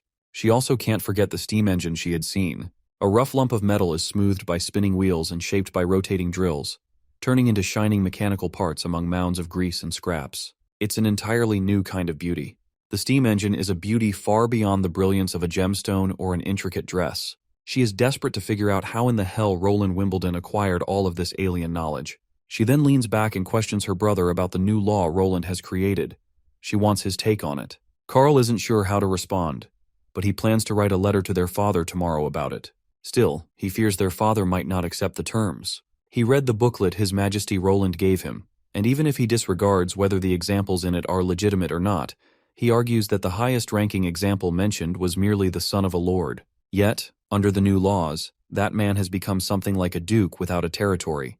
And that man we are talking about is Ambassador Petrov. If Carl is being honest, he would probably do the same as His Majesty Roland if he were in his shoes. But he worries because their father is the legitimate ruler of the entire northern region. He is the Duke of Evernight City, holding far more power than the honeysuckle heir. If he agrees to Roland's demands, he would essentially be giving up his territory. Instead of a promotion, it feels more like a steep demotion. Well, his sister kind of agrees with his judgment, but she reminds him of one crucial thing her brother didn't take into account: the question of whether they can maintain their power. She points out that the only reason they distribute land to their knights and personnel is to preserve their loyalty to the Candle family and attract newcomers to pledge their service. And if their father had owned the entire northern region outright, the knights would have left long ago. Without property, the knights would look elsewhere, and the lower lords would do the same. In the end, the entire northern region would belong solely to the Candle family. Carl knows all this too well, and this is the same reason he isn't sure if having all of the cities belong to just one family is even feasible. In his view, the northern region is massive, and their family simply can't handle governing it alone. Not to mention, collecting taxes and harvests is already annoying enough. They can't expect the peasants to just pay up on their own. But his sister reminds him that they've been expanding their vassals precisely to protect their land. They've been following this approach because their military and governing abilities are limited. And that's exactly why Roland wants to establish a unified system. With how fast everything is changing, no army can gather the strength to defeat Roland, and no one on the entire continent can oppose him. But Carl reminds her that Roland also believes a strong, centralized government can manage an entire continent. So distributing land to lords isn't necessary. His sister, however, counters by saying that Roland himself believes that this shift is inevitable. A well-equipped centralized government will inevitably replace the feudal system because it can utilize the kingdom's resources far more efficiently. He wants to use the potential of all citizens to make production explode, believing that production is the key factor that decides the fate of a superpower. But to Carl, all of this sounds ridiculous. He doesn't believe Roland has nearly enough people to collect taxes and run everything. He will eventually have to rely on elites anyway. And even if those people have to pay up taxes at the end of the day, then what difference will it make for them? The peasants don't care who their king is. Iris responds that she's just as curious as her brother about everything he's mentioned. But she's certain that anyone capable of writing a booklet like that is definitely prepared to make it a reality. She plans to visit Roland again, but this time, she'll be the one leading the conversation. Carl, however, is frustrated to hear this. He's convinced that their father will never accept these terms. The next day arrives, and we see His Majesty Roland reviewing all the records from the experiments they ran on the devils. While firearms and swords can be fatal to devils, poison doesn't affect them much. It's likely because their biology is fundamentally different from that of humans. He also tested dream water and berserker pills, but the results were the same. The devil was completely unaffected. The former couldn't tranquilize them, and the latter didn't induce any berserk reaction. Furthermore, once the red mist was dissected, it broke down into various types of gases and liquids. According to Kyle, some of it was flammable and smelled absolutely gut-wrenching, while another part was nitrogen. The rest was still unclear. However, those components weren't necessary for the devil's survival. The key lies in the mist's enchantment and understanding why the red mist expires. Also, when the temperature rises to 300 degrees, the red mist starts to separate rapidly. At 800 degrees, it even begins to burn. It seems that fire is a decent weapon against devils, on top of traditional firearms. Just then, an officer reports to Roland that the Northern Region's ambassador wishes to see him. Roland is a bit surprised that they're ready to talk after just a day, but he's prepared to meet them. If they don't recognize his law, he's already planning to force them to stay. Later, Iris finally introduces herself as Iris Candle, the Duke of Evernight's eldest daughter and Carl's sister. She apologizes for not introducing herself previously, explaining that her brother probably forgot to do so. Roland immediately figures that she must be the real ambassador, and Iris doesn't hesitate to admit it, further claiming that her father has given her full authority over this trip, along with his official approval seal. The prince is quite intrigued to finally meet her. In this age, it's incredibly rare for a woman to be an ambassador, let alone someone so young and attractive. Given her impeccable etiquette, he can tell that this isn't the first time she has met someone of higher authority. He also realizes that she hid her identity to avoid attention during negotiations. It wasn't really deception, more like a playful tactic often used by elites. Since she is here on behalf of her father, the prince finally asks if she has made up her mind. Before giving a direct answer, she first wants to ask a few questions and clarify some things. She recalls that he mentioned how the aristocratic system would be eliminated due to the growth of central power. But without the elite's help, she wants to know how he plans to ensure that the kingdom will still be managed efficiently. Majesty Roland is intrigued by her willingness to debate, and her question is an interesting one. He's more than ready to respond, so he tells her that he will ensure the kingdom is managed efficiently through the power of the people and the development of technology. She then follows up with another question, inquiring if he is talking about normal citizens. He confirms that he is indeed talking about citizens. Essentially, the city hall will hire, train, and equip a governing team. Their qualifications won't be based on wealth or status, because it doesn't matter whether they were aristocrats or not. She then challenges him again. How will he prevent governing officers from neglecting their duties when stationed far from the capital? Once Grey Castle is fully unified, how will commerce be regulated across different regions? And can high production really be a standard to measure the efficiency of legislation? Roland smirks and elaborates on everything. Once he's done explaining, she appreciates his answers. She hadn't expected him to be so thorough. She's also impressed that the rulebook he wrote doesn't lack context either. Once again, Roland finds himself fascinated by how sharp she is. While he isn't the most well-versed in politics, he feels that's the most he can tell her on the subject. She then moves on to another topic. She wants steam engine equipment to be produced in the northern region.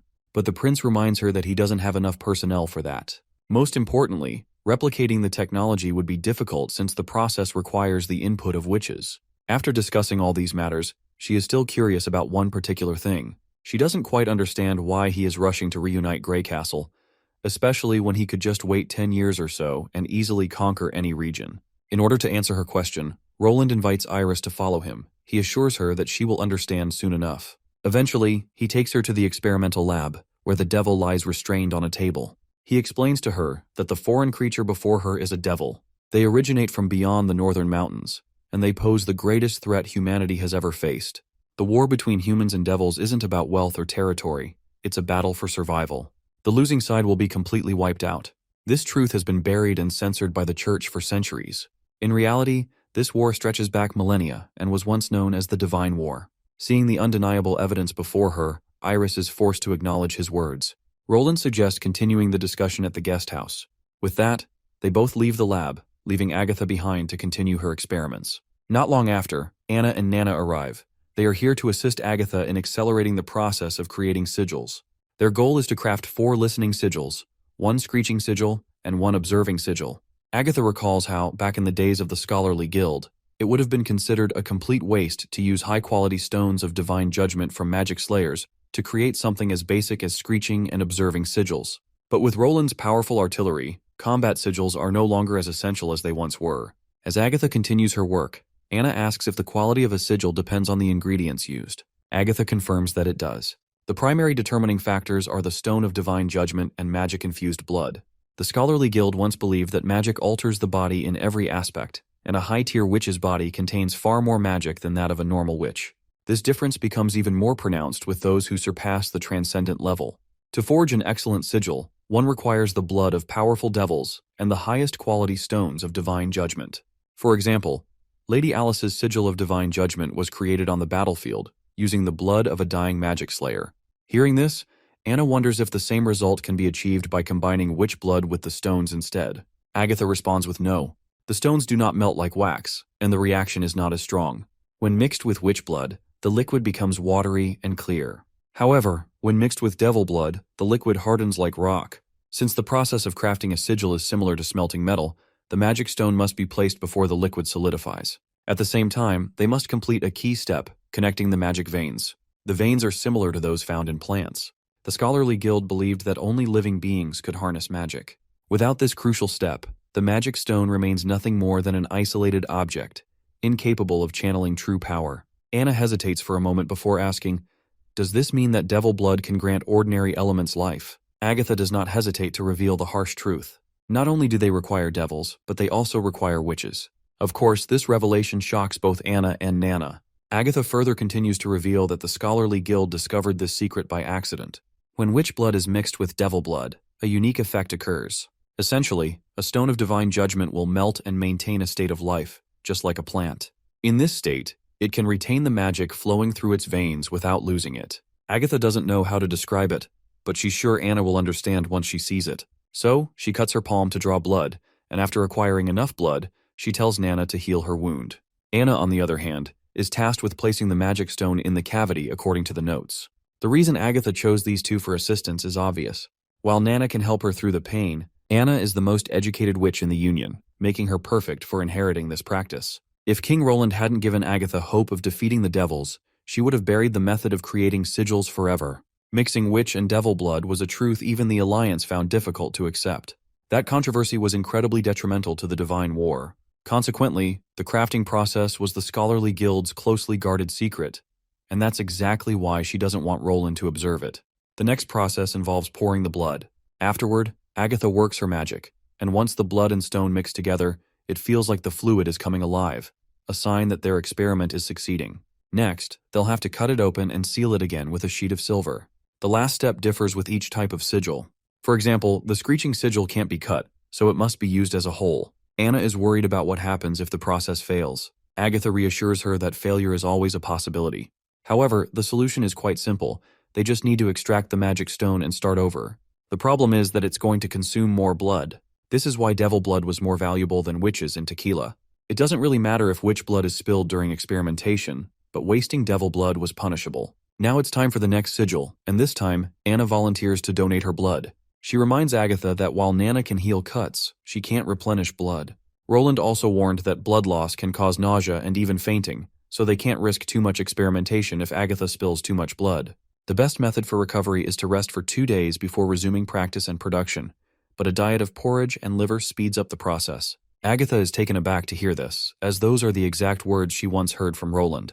Anna further mentions that since she's supposed to inherit Agatha's crafting methods, she will take charge of producing the next 2 sigils. Agatha smiles and hands over the responsibility to her. Later, Iris meets with Roland again, discussing the upcoming divine war against the devils. She's having a hard time digesting the sheer amount of information. She wants to know if the devils are really as strong as His Majesty claims. Roland confirms it without a doubt.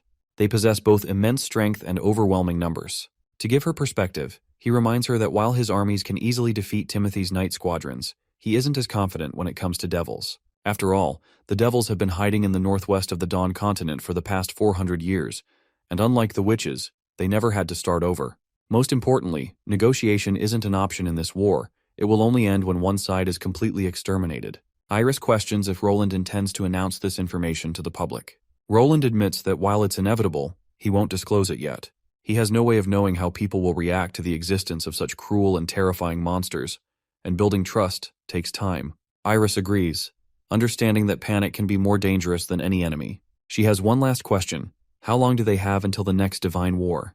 Roland explains that they have 5 years or less. No one knows exactly when the Red Moon will descend. All he can say is that war could break out at any time, so he can't unify Grey Castle at a slow pace. Since that's the case, Iris declares that she is willing to follow Roland's orders without hesitation. She formally states that the Candle family will adhere to His Majesty's laws without resistance, and Roland's decree will be the only voice that echoes through the northern region. She also hopes that his promises to establish steam engine factories in the north will materialize soon. Then, she proposes something drastic. She's willing to leave Carl behind so her father will have no choice but to agree. However, Roland believes that if she leaves her brother as a hostage, Duke Carlin will see it as a threat. Of course, Iris has already considered this as well. Later, as Roland sits alone lost in thought, he can't help but notice how radiant Iris is. Her ideas are progressive, and she's rather adaptable. If the entire northern region truly serves him as she promised, then his controlled territory will practically double in size. After all, nothing is sweeter than population and resources. With this, pressure will mount on the remaining aristocrats in the eastern region, and if all goes well, he may finish unification before the months of demons arrive. His thoughts are interrupted when Agatha enters his office, carrying a box full of sigils. She explains that they failed twice in the first batch, and Anna also participated. Agatha then reminds him that if she's going to continue making sigils, she requests an independent and spacious laboratory instead of a shack that's shabbier than a horse stable. We then shift our attention to these sigils. There are different types of sigils, each designed to mimic basic functions of a phone.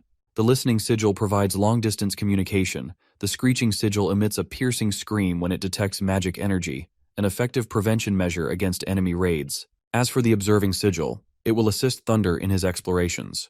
Speaking of Thunder, Roland mentions how he wasn't able to join the crew on their voyage, so he couldn't witness the incredible sea line. He's feeling bummed about it. The scene transitions to Thunder and his crew sailing through the sea. The fog is dense around them, so he instructs his crew to roll up the sails and move slowly while keeping their eyes and ears open. They're getting close to their destination. Margaret and Molly are also present on the boat. They are all here on the mission to find another witch, Joan. She's actually a mermaid. Margaret last saw her 10 years ago. Back then, Joan's legs transformed into a fishtail. However, a decade has passed, and Margaret doesn't know what Joan is like now. Camellia, another witch on board, hears Margaret's description and comments that this sounds like a summoning ability. It's not surprising that Joan can transform into an aquatic creature. If she's been living in the ocean all this time, then her awakening day wouldn't have been dangerous. She's likely been passively using her magic power to maintain her form. But Camellia isn't sure if they'll find Joan there after all these years. Thunder, however, is confident. His intel has never been wrong. Ever since he learned Joan was a witch, he has been watching this place. Her song is the symbol of Wavesnow Island, and some merchants even tried to take her voice for themselves. Camellia asks if Thunder ever tried stopping them. He responds that a sailing accident stopped them, and he promises that none of them will ever think of capturing her again. Suddenly, one of the men in the watchtower reports that he hears the song. Thunder immediately silences the crew. As the melodies fill the air, Thunder quickly orders the anchors dropped. He and a group of witches board a rowboat to meet her. Thunder is certain that she remains hidden out of fear of being caught. He explains that endangered ships typically only hear her song, and few have ever seen her in person. This is why he anchored the ship in order to draw her in while they approach her with the rowboat. Finally, they spot her, and Joan notices them in return. Margaret quickly introduces herself, but Joan, timid and overwhelmed, mumbles incomprehensibly. Thunder realizes that Joan may have forgotten how to speak. He turns to Camilla, who uses her magic to bridge their communication. Suddenly, Margaret is able to understand Joan's words. Margaret begins the conversation by expressing her gratitude for saving her back then, and she is once again to ask for Joan's help. Joan remembers Margaret well. They used to spend a great deal of time together. In order to make her comfortable, Margaret praises the incredible powers of witches. She points out that even their conversation is possible only because of Camilla, a fellow witch, who can connect hearts and minds. However, Joan remains wary of the sailors, as they have always sought to capture witches. Margaret assures her that the church has been eradicated. Witches have now settled in the bay, where Slumber Island has become a sanctuary, a town built by witches, for witches. Joan is free to join them. As the conversation continues, Thunder grows more curious about what they are talking about. Suddenly, Joan retreats into the water. Seeing this, Thunder immediately turns to Margaret, in order to question her how the conversation went. Margaret delivers the good news that Joan has agreed to her request. The scene transitions to Dawn Capital, where Yorko rides in a carriage alongside a refined woman. She asks his thoughts on the city. Yorko admits that Dawn Capital is indeed a city of merchants. Even the city ruler supports the free market. If this were Grey Castle, such unrestricted trade would be shut down by patrol guards. Perhaps only the Bay could compare. Miss Denise then reveals an interesting tidbit. The capital's goods fall into two categories: practical items such as glassware, mirrors, perfumes, and high-quality fabrics, and unique or peculiar items, which have no fixed price and are valued based on the buyer's preference. Every weekend, the city's auction house opens, with entrance requirements that vary depending on the items being sold. She offers to take Yorko to the most exclusive auctions if he is interested. However, she mentions that slave trading has taken over the two businesses she just mentioned. Yorko remarks that slave trading is nothing new, but Denise clarifies that this is an expansion of an already existing industry. The easiest businesses are always the most popular. Since the church's invasion of Wolfheart, hundreds of thousands of refugees have fled. If one feeds and shelters them, they can be gathered and sold for profit. Though she personally dislikes the idea of trading people, especially women, Yorko reassures her not to dwell on it if it upsets her. The most profitable ventures often carry great risks. Just take those refugees as an example. If those refugees revolt, the slave traders will have much to fear. The carriage driver announces their arrival at the royal district. Yorko parts ways with Denise, relieved to be free of her company. She is a married woman, and if her husband had seen them together, Yorko fears the consequences. His assigned guard, Fox, approaches, inquiring about his conversation with the lady inside the carriage. Yorko brushes him off, claiming they only discussed business. Fox was personally assigned to Yorko by Roland, and it is clear that Yorko does not like him in the least. Regardless, Fox inquires what is the next step. Yorko declares that he will raise the Grey Castle flag and announce to the entire kingdom that the Grey Castle ambassador has arrived. Later, Yorko finds himself at a lavish banquet, one of the grandest he has ever attended. He notices several young ladies who seem ready to entertain. It is then that Prince Moya, the first Prince of Dawn, arrives. He greets Yorko and shares good news. He has passed on Roland Wimbledon's letters and documents to his father. Yorko returns the greeting, offering his condolences for the king's illness. It is unfortunate that the king cannot meet him personally. About half a month ago, the king collapsed suddenly at a banquet. Since then, he has remained unconscious, waking for only 3 hours a day. Once pleasantries and formalities are exchanged, the prince moves to leave, but Yorko stops him. He wishes to discuss the alliance between Dawn and Grey Castle. Prince Appin acknowledges the matter, but states that he will wait for his father's recovery before handling administrative decisions. With that, Yorko resumes enjoying the banquet. There he encounters Miss Denise once again. Meanwhile, Prince Appin speaks privately with Otto, his close associate. If you don't recall, Otto is the same guy who was friends with Andrea. Otto does not understand why Appin is delaying the alliance treaty, especially since the king himself supports it. The church remains a serious threat. They cannot afford to sit idly by. Appin reminds Otto that they were originally meant to align with Timothy, not Roland. Otto argues that they should support the rightful king of Grey Castle. The ambassador's message confirms Roland's legitimacy.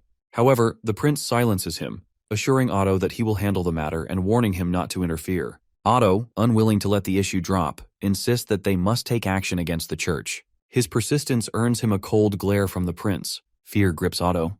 He quickly swallows his argument and promises to hold his tongue. In a chilling tone, Appin asks if they are still friends. Otto replies that they are. Not only him, but Belinda and Oro are also part of their friendship circle. Appin follows up with a heavy question. If something were to happen to the king, would Otto support him as the next ruler? Trapped by the weight of their friendship, Otto has no choice but to agree. Once alone, Otto feels deeply unsettled by the changes in Appin. When the king fell ill, Appin seemed devastated. However, he has recently regained his composure, but he is different now. Otto knows the prince well. Appin was never the type to seek power at any cost. He decides to seek out help from his friends, hoping they can uncover the truth behind Appin's transformation. Meeting Oro, who is training with his sword, Otto directly states his concern. Oro, however, is uninterested.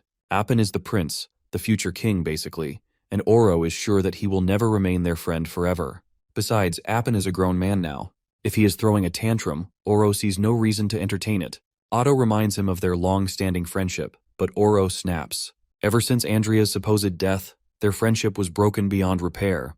That is when Otto reveals the truth that Andrea is alive. Shocked, Oro demands immediate answers. Otto explains that he saw her in Border Town, under Roland Wimbledon's protection. She turned out to be a witch, and Roland shelters witches in Grey Castle. Her death was a ruse orchestrated by her father to protect her. Now more than ever, Otto believes they must pull Appin back. Dawn must ally with Roland to defeat the church. If they do not, and the church attacks alone, they may never see Andrea again. Realizing the gravity of the situation, Oro finally understands. The two friends clasp hands, ready to do whatever it takes in order to preserve their long-shared friendship. Later we meet Yorko, who finally makes it to his room, only to get spooked by Fox. Yorko demands to know what emergency made Fox sneak into his room just to scare the hell out of him. Fox reveals that Wolfheart refugees are pouring into Dawn, and it's a great opportunity to recruit people. He suggests that Yorko treat it as a business deal, focusing on buying craftsmen, those who are literate, and those with special skills. The money he spends will be reimbursed by Roland. What's more, for every person they recruit, His Majesty Roland will pay 5 silvers. But Yorko makes it clear that he has no head for business. When he chatted with Denise, it was only to get her to talk. He has no interest in running around and buying people. Besides, the slave trade mainly happens on the border between the two countries, and since he's supposed to be an ambassador, how is he supposed to explain going there? Fox reminds him that this is His Majesty's plan. Yorko doesn't have to leave Radiant City. Some slaves will inevitably be brought here to be sold. The price might be a little higher, but they can afford it, and the initial filtering will already be done. As for not having a head for business, Fox suggests he ask Miss Denise for help. She's a well-known noble merchant, and transporting refugees to Grey Castle wouldn't be difficult for her.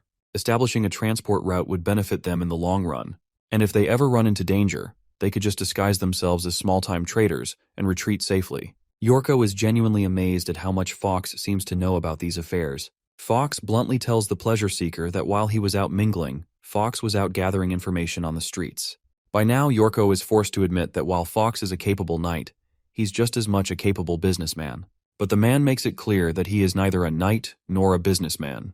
However, he is willing to protect Yorko if the need arises. After all, Yorko's safety is something His Majesty Roland entrusted him with. As for his own identity, he's nothing more than a simple circus worker. The scene shifts to Neverwinter City, where poor Barov is drowning in a flood of requests from different departments, completely overwhelmed. But he's not alone in this mess. Beside him is Iris, sent by His Majesty Roland to learn a thing or two about how the City Hall operates. She is already done with the first task Barov assigned to her, meticulously laying everything out with no room for mistakes. Internally, Barov is amazed by her mannerisms and intelligence. He's so impressed that he's literally eyeing her as a potential candidate for His Majesty Roland's wife. If Iris successfully establishes a provincial city hall in the north, that would be a great achievement.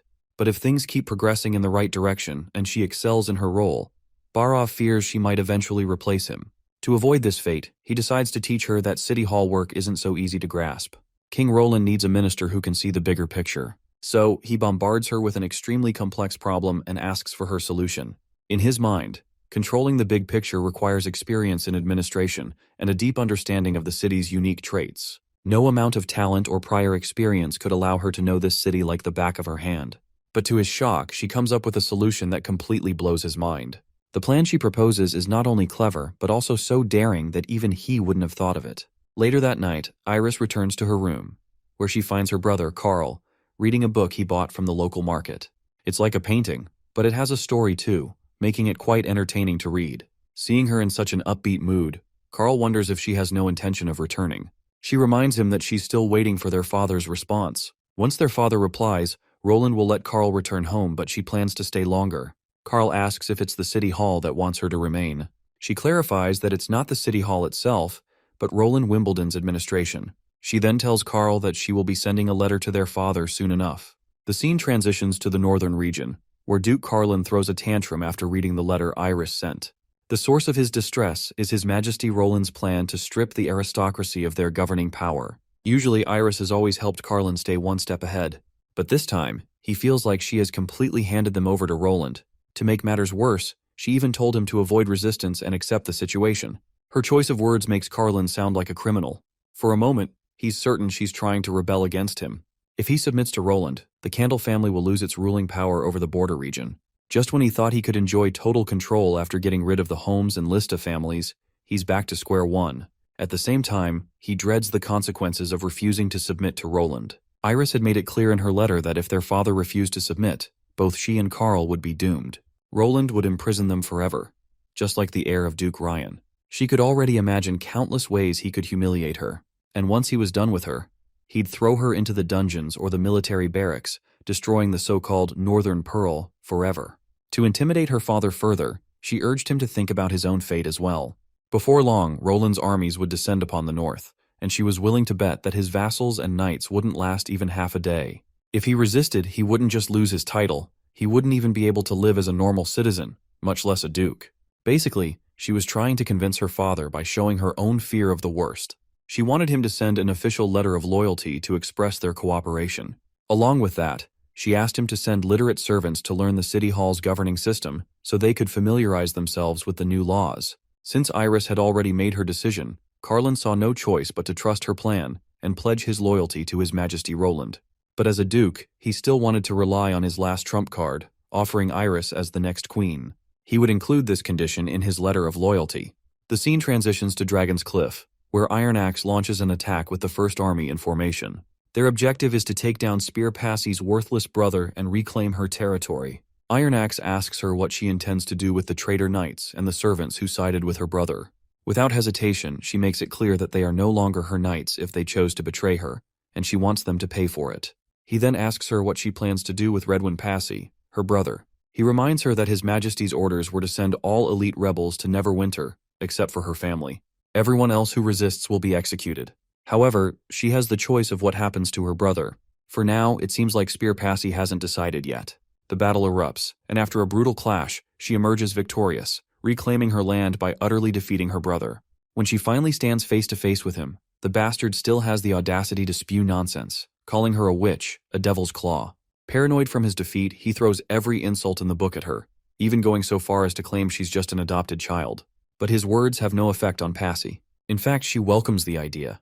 If she were adopted, that would be even better. She has no desire to be associated with a scum brother like him. She turns on her heel to leave, but not before ordering the knights to take Redwind Passy to Neverwinter City. Since he's lost, he is just a lost cause. He's better suited for hard labor in the mines.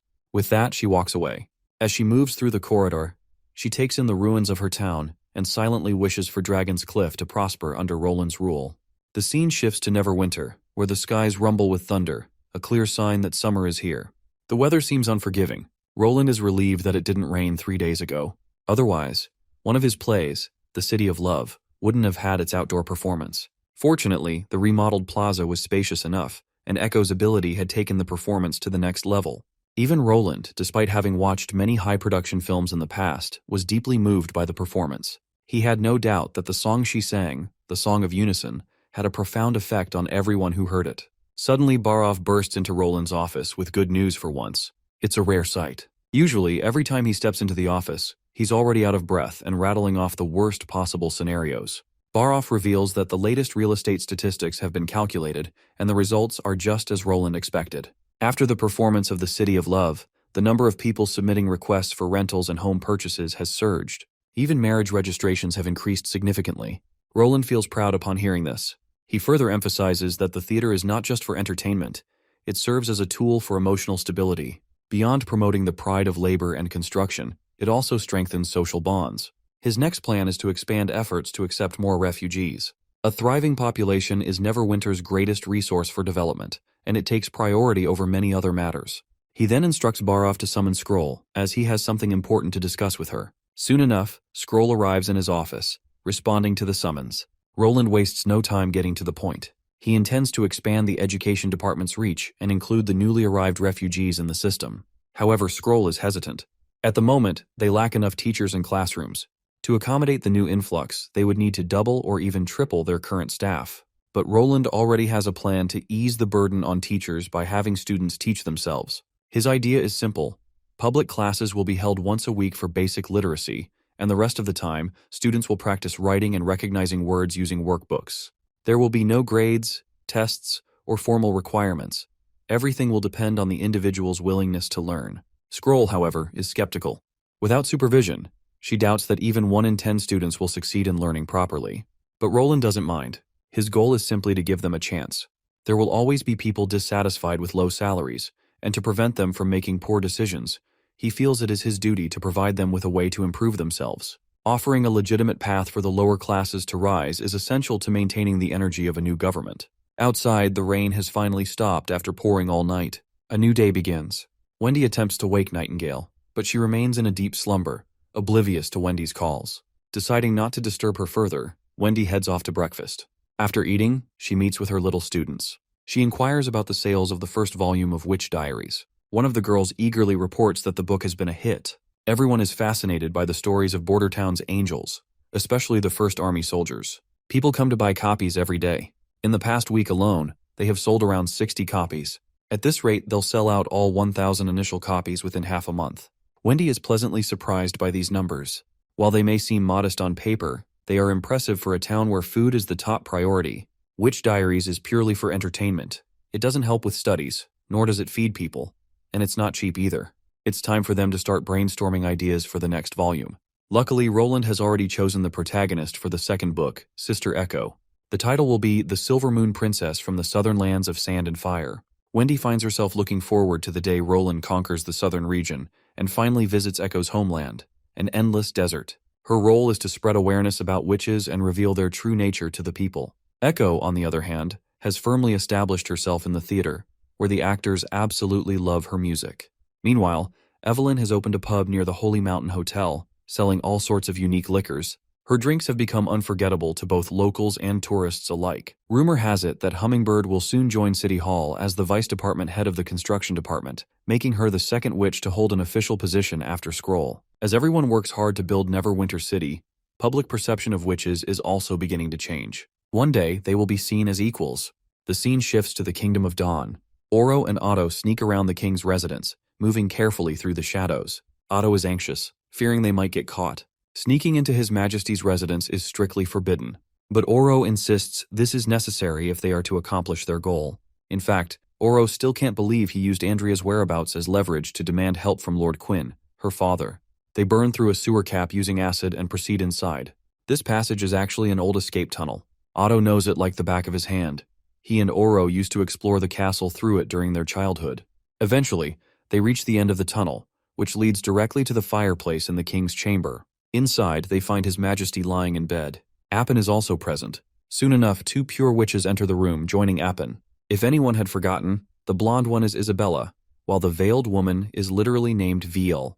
They claim to have the medicine that can cure the king, but they refuse to hand it over unless Appin fulfills their unreasonable demands. And even if he manages to get the medicine, there's one condition. It will only work if the Pope is the one to administer it. The mention of the Pope catches Oro off guard, leaving him sweating bullets. From what Oro and Otto understand, these women are not alchemists sent to cure the king. They are pure witches, exactly like the ones Roland had warned them about. Viel reminds Appin of the orders he had received a month ago to shut down all roads leading to Wolfheart. Yet, for some reason, refugees are still pouring into the kingdom. She coldly points out that even if these people crawled their way to the border, they should have reached it by now. Appin tries to explain that there are simply too many of them. If they are stopped at the border, most of them will starve to death. There are no nearby cities or settlements capable of providing food, and if the refugees are forced to turn back, it will take at least a week to return to Moortown. By then, many will perish. But Viel remains indifferent. As far as she is concerned, if these people are abandoning their kingdom, they deserve to die, whether by starvation or dehydration. She would rather Appin focus on saving his father's life instead of worrying about breaking their agreement. With no other options, Appin reluctantly agrees to shut down all roads within the next week. However, if refugees manage to cross through the mountains or forests, he won't take responsibility for them. Isabella, at least, agrees not to force him to do something beyond his control. Satisfied, Viel picks up the medicine bottle, drinks it herself, and then pours it into the king's mouth through her own. With that, Isabella promises that he will wake up in an hour, like usual. Viel once again reminds him that as long as Appin follows orders, King of Dawn will be healed, and even healthier than before. Isabella also mentions that the next time they come will be when he completely shuts down the border, so she hopes he won't disappoint the Pope. The poor guy is totally frustrated, cornered by these filthy women. From what he understands, he's sure they're witches, which is why they fed the medicine through their mouths, in order to fuse it with magic. He finds it hard to believe that the church has witches, and what's worse is that whatever the church is doing is no different from demons. In the next moment, he signals his knights, and they pour into the area, completely surrounding them. Viel just calls this attempt utterly futile, saying the prince seems to take the church too lightly. But the prince, on the other hand, feels smug. They have stones of divine judgment all around the castle and everything. To the prince's despair, however, his soldiers unalive themselves. Oro decides to butt in, but Otto stops him. They can't get inside. The mechanism can only be triggered from within. Viel steps toward Appin, who slumps to the ground, recoiling in fear. The witches, on the other hand, seem disappointed that he still doesn't know how to follow orders. Still, they assure him that his father will be fine, and the Kingdom of Dawn will continue to exist for a while longer. Once the church takes Grey Castle, she plans to take Appin under her wing. While they will eventually take the Kingdom of Dawn, they promise to let Appin enjoy the luxurious lifestyle he craves. The citizens of Dawn will also be spared from the horrors of war. As they leave, they tell him to clean up the room as his father might be terrified to see this horrific sight. Otto and Oro finally take a moment to breathe.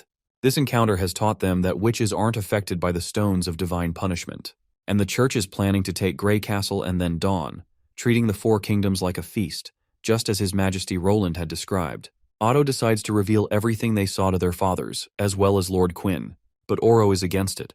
They just saw firsthand that the stones of divine judgment are useless against pure witches, meaning their families would be in danger.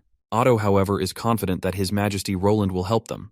All they have to do is find the Grey Castle ambassador and relay the message. We then transition to Bordertown, where Prince Roland chuckles as he reads Duke Carlin's loyalty letter. One page is dedicated to pledging loyalty to Roland, but the 10 or so following pages are all praise for Iris, her beauty, her talents. He's basically describing her as the best woman for the position of queen.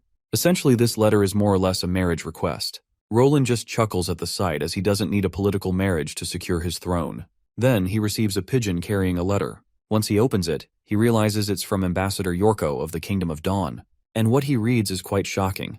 The Dawn Castle has been infiltrated by pure witches, and these pure witches are immune from the stones of divine judgment. The first prince, Appin, tried to resist, and his soldiers ended up committing suicide under the witches' control.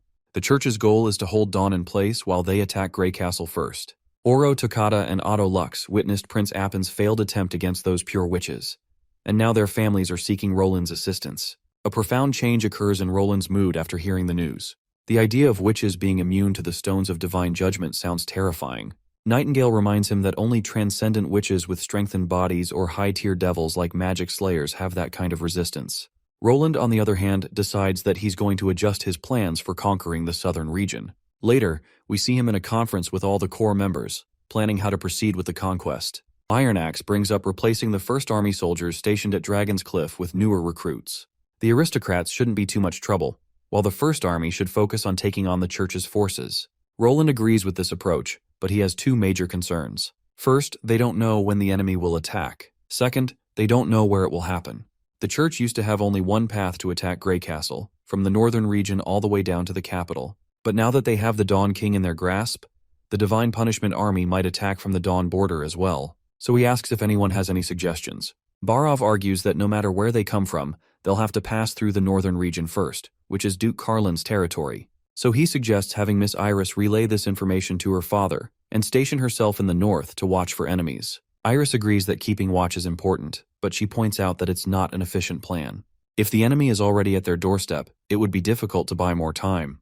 Roland then asks if she has a better solution, to which she suggests sending people to Hermes. This idea leaves a few people in the room stunned. Sending spies to the church's holy city sounds ridiculous. Even if they made it inside, it's not like the Pope would announce their invasion. The place is filled with church followers, making infiltration nearly impossible. But Iris reminds them that they don't need to enter the holy city. All they need to do is negotiate with the merchants near it. She then directs everyone's attention to the map and points out Hermes' unique geography. She highlights a particular slope by the mountains. The old holy city was below, while the new one was built on the plains above. The environment there is incredibly harsh. While it's harder for demons to attack, the living conditions are terrible, making farming impossible. That means Hermes must source food from elsewhere. Every fall, dozens of caravans arrive from all four kingdoms to provide resources, turning the old holy city into a marketplace, almost like a small town. The church maintains order there, and merchants frequently pass through. In other words, if the church starts sending large armies of divine punishment soldiers, the merchants will know immediately. While the room is rocked by Iris's quick thinking, Knight Carter is shocked by her intelligence. Roland also approves of her plan, and now he understands why she's called the Northern Pearl. Iris then turns to Roland and expresses her desire to see his army in action. She has always been intrigued by how he managed to siege the capital in just one day. If she can understand the First Army's combat style, she might be of use in the coming conflicts. Meanwhile, Sylvie believes they should contact Miss Tilly, as the witches of Sleeping Island might also be able to help. Roland is reluctant to rely on Tilly's aid, knowing that Sleeping Island is already dealing with internal conflicts. However, Sylvie is right. If they want the best chance at defeating the mysterious pure witches, they need the help of other witches. So, he decides to write her a letter. Agatha also reminds him not to forget to equip all mortals with stones of divine judgment. During the time of the Alliance, there were witches with incredible power, and mortals without stones were completely helpless against them. But Barov raises a concern. Where will they get enough stones in such a short time? That's when Roland reveals his plan. He intends to take the stones from the church itself. Instead of waiting for the enemy to strike, he plans to locate them first, like snapping the fangs off a venomous snake. Later, we see Wendy gathering the other witches to break the news. The church is coming. For a moment, a heavy gloom settles over the room. But one by one, the witches promise to do their part to contribute to the war. Moon vows to generate as much electricity as she can, while Evelyn promises to produce as much liquor as possible. Wendy can see that everyone is anxious about the looming war ahead, but no one seems to be backing down. Their belief probably stems from the fact that His Majesty has never lost a single battle. This war is critical for the Witch Union's future. Wendy is certain that if His Majesty obliterates the church, the entire kingdom, or even the whole continent, will finally be safe for witches to live in. And in Roland's territory, they will create a new world where witches and commoners share equal status and honor. For now, Wendy insists that everyone keeps working as usual, just as Roland has always taught them. With courage in her heart, Wendy is sure that no one can defeat them. This is their home, and this is the turning point in changing the fate of witches. And so, all of the witches stack their hands together, vowing to overcome any hurdles in their way. Later, Wendy meets Nightingale, who seems unusually tense about the upcoming war. Nightingale has waited a long time for this moment, to finally face the church head-on. The sisters they lost to the church's hands have also been waiting for this day. As always, Wendy comforts her friend, pulling her into a passionate hug that melts the worries right off Nightingale's face. Meanwhile, the grain seized by the First Army from Dragon's Cliff quickly replenishes Neverwinter's inventories, ensuring enough rations for the upcoming war. The new recruits will soon finish their basic training, and raiding the church for stones shouldn't be too difficult. Roland is confident that 1,500 soldiers will be more than enough for the operation. However, he knows they're likely to encounter pure witches during this mission. That's why the contributions of Eevee and Sylvie will be absolutely critical. Captain Brian approaches Roland, still struggling to determine the best location for battle. He believes the First Army can only reach its full potential if they attack from the western region. The Navy would be able to provide solid backup, ensuring supply replenishments within a single day. This distance would also be a huge disadvantage for the church, as their forces would run out of food within a month. But Roland doesn't believe that Brian's plan will work. There are still many church followers in Grey Castle, and without any word from the Pope, they will continue to bring in as many supplies as they can carry. Iris also believes that the church possesses berserker pills, substances capable of transforming ordinary people into monstrous warriors. If the church starts losing, they might force the citizens of Grey Castle to consume these pills, turning them into weapons to weaken the First Army.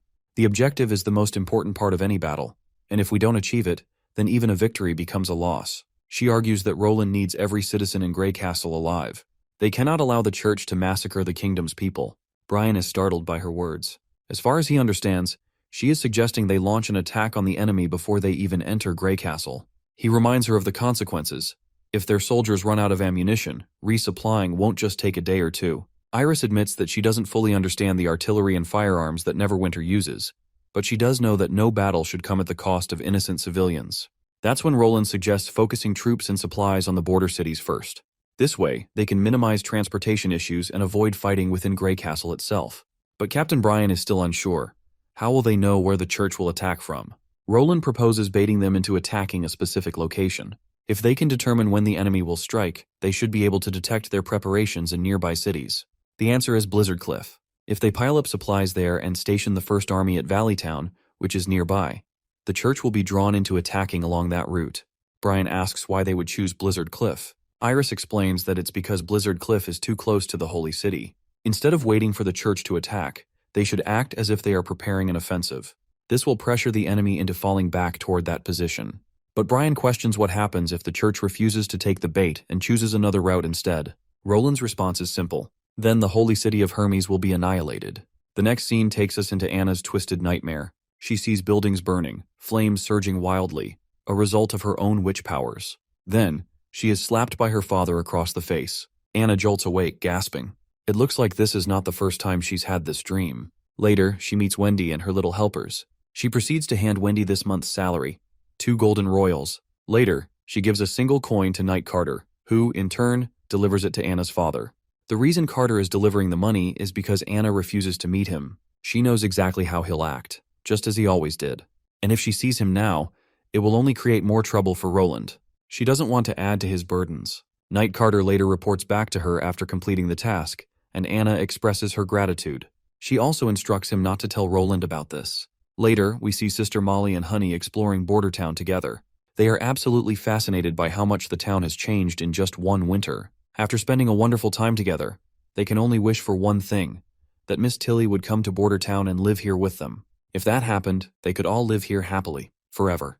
The armies are ready to sail, and everything is going according to plan. Once they secure enough stones of divine judgment, the leading squad will first head to the northern region. Eventually, all 4,500 troops will rendezvous at Valley Town, forcing the church to attack Blizzard Cliff. Iris assures Roland that she will write to her father, requesting that he provide half of the northern region's stored rations for the soldiers. She also promises that the ruler of Valley Town will fully cooperate with anything the First Army requires. Roland curiously inquires if she does not plan to return, to which she expresses her intentions to follow the First Army in all its subsequent battles. She entrusts her brother to Roland's care, and he promises to look after him. Grateful for his kindness, she assures him that when the time of battle arrives, she will be waiting in Valley Town. Once she departs, setting sail with the First Army, Nightingale appears beside Roland. He asks if everything the woman said was genuine. Nightingale confirms that there was nothing deceitful. Her loyalty and combat knowledge were at least truthful. With this reassurance, Roland returns to the castle. In his office, he studies the map, noting that the western region now has an oceanside dock. His next step is to contact the infrastructure department to construct buildings, storage spaces, and a temporary port. He also orders an increase in coke oven production. Suddenly, Maggie arrives carrying a letter from Princess Tilly. Whatever is written inside demands immediate attention.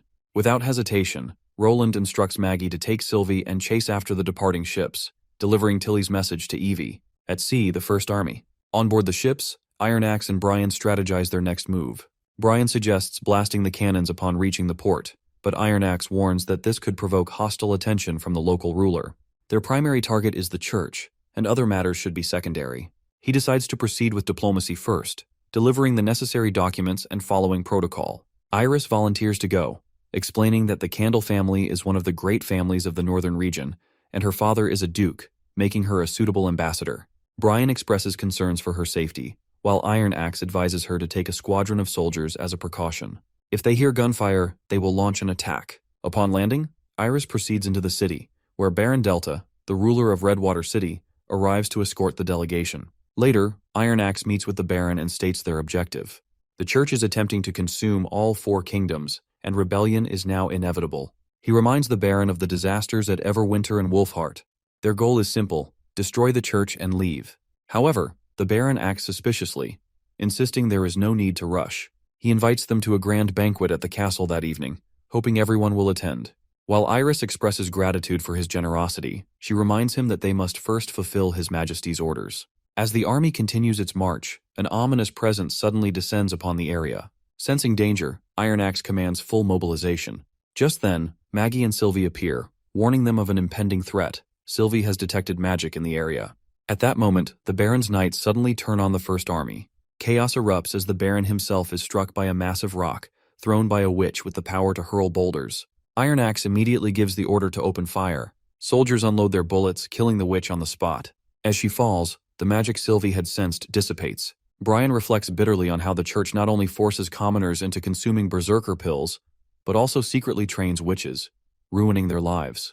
Nevertheless, Iron Axe reaffirms their mission. Following Roland's orders, they storm the church, eliminating the hooded figures inside. Inside the treasury, they uncover a hoard of valuable items. The scene shifts to Slumber Island, where Madame Heidi appears for the first time. It has been 2 months since Eevee and Softfeather left, yet no news has arrived. She fears something terrible may have happened. She reflects on how her position on the island has become increasingly precarious. Ever since Tilly established the slumber spell, all non-combat witches have sided with her. Those useless individuals are now beginning to stand on equal footing with battle witches, a fact that frustrates Heidi. Just then, her subordinate Skyfire rushes in with urgent news. A new witch has arrived on the island. Her name is Annie. Skyfire fears that Annie is the same girl they encountered years ago, the one who had traveled with Eevee. She recalls spotting Annie on a stretcher. She is certain that Annie is the same girl Bloodfang once rejected while taking Eevee instead. Heidi gets furious and rebukes Skyfire for failing to take care of Annie when they first met. Skyfire insists she did her part and cannot explain how Annie has resurfaced. From what I can understand, Heidi secretly hands over support witches to the church while keeping battle witches for herself. If Annie is alive and well, it could expose Heidi's dealings with the church. Heidi demands to know why Annie was brought in on a stretcher. Skyfire explains that Annie has a severe case of frost illness, and Deborah is already tending to her. Unsettled, Heidi orders Skyfire to summon Nightfall and instruct Sandstorm to investigate Annie's condition. Since Sandstorm has never met Annie before, she will not be recognized. Later, Sandstorm reports back, Annie is unconscious and the frost illness has spread to her lungs. She won't recover in just a day or 2. However, rumors suggest that a witch in Grey Castle's western regions possesses the ability to cure any illness. Once the rainstorms subside, Annie is to be sent there. This infuriates Heidi. She turns to Nightfall and asks if she can ensure that Annie sleeps forever. Nightfall hesitates but confirms that it is possible. When she inquires why it is necessary, Heidi dismisses the question, simply stating that Annie is a traitor to Bloodfang. Under Heidi's menacing glare, Nightfall quickly agrees to follow through. Heidi instructs her to cast her magic now, and it should only trigger when Annie is aboard the mermaid ship. With that, they decide to carry out the plan. Later, she and her entourage approach Camilla, demanding to see the new witch. Camilla, however, reminds them that Annie has already been put to sleep and should not be disturbed. But Heidi keeps insisting, claiming that they know someone named Annie already. She fabricates a story, stating that Annie may have been separated from Bloodfang during an escape from an island. Left with little choice, Camilla grants them permission to see Annie. Once they finally get inside, Heidi tries to distract Camilla while Nightfall attempts to cast her spell in secret. However, Camilla sees through the trick immediately and stops Nightfall before she can complete the incantation. The spell Nightfall was about to use, the Seed of Eternal Rest, is a dangerous magic capable of putting someone into an unending sleep. Thanks to Camilla's intervention, the magic misfires and harmlessly dissipates into the ground. Realizing their plan has failed, Heidi quickly casts a spell of her own to obliterate Camilla. But to her shock, she only destroys a hologram, a mere projection of the real Camilla. At that moment, Skyfire unleashes a fiery attack to clear the path ahead and makes a break for it. But before their escape can be successful, they find Ash standing outside, blocking their way. Alongside her are several witches, including Andrea. The battle is swift. One by one, the Bloodfang members are subdued by Andrea and Ash. The next morning, Ash and Andrea report the capture of the Bloodfang group to Princess Tilly and await her decision. Tilly looks distraught to realize that everything Roland had warned her about in the letter turned out to be true. She can't help but feel sorrowful. Why must witches always be forced into conflict? According to Eevee, most of the Bloodfang witches were unaware of Heidi's secret agenda. They had simply followed her without knowing the full extent of her schemes. After careful consideration, Tilly makes her decision. She will gather all the Bloodfang witches, including Heidi, and take them to the Western region. There, they will face the Divine Punishment Army, the Judgment Army, and the Pure Witches. Tilly firmly believes that, just as Roland had said, if they can defeat the Church once and for all, witches will finally enjoy true freedom. Even if Roland were not her brother, she would still stand by his side, for he has been helping her all along. Turning to Ash and Andrea, she asks if they are willing to accompany her on this mission. The answer is immediate. Both witches are more than ready to fight alongside her. Andrea, in particular, is already daydreaming about the ice cream and desserts she will indulge in once they reach Border Town.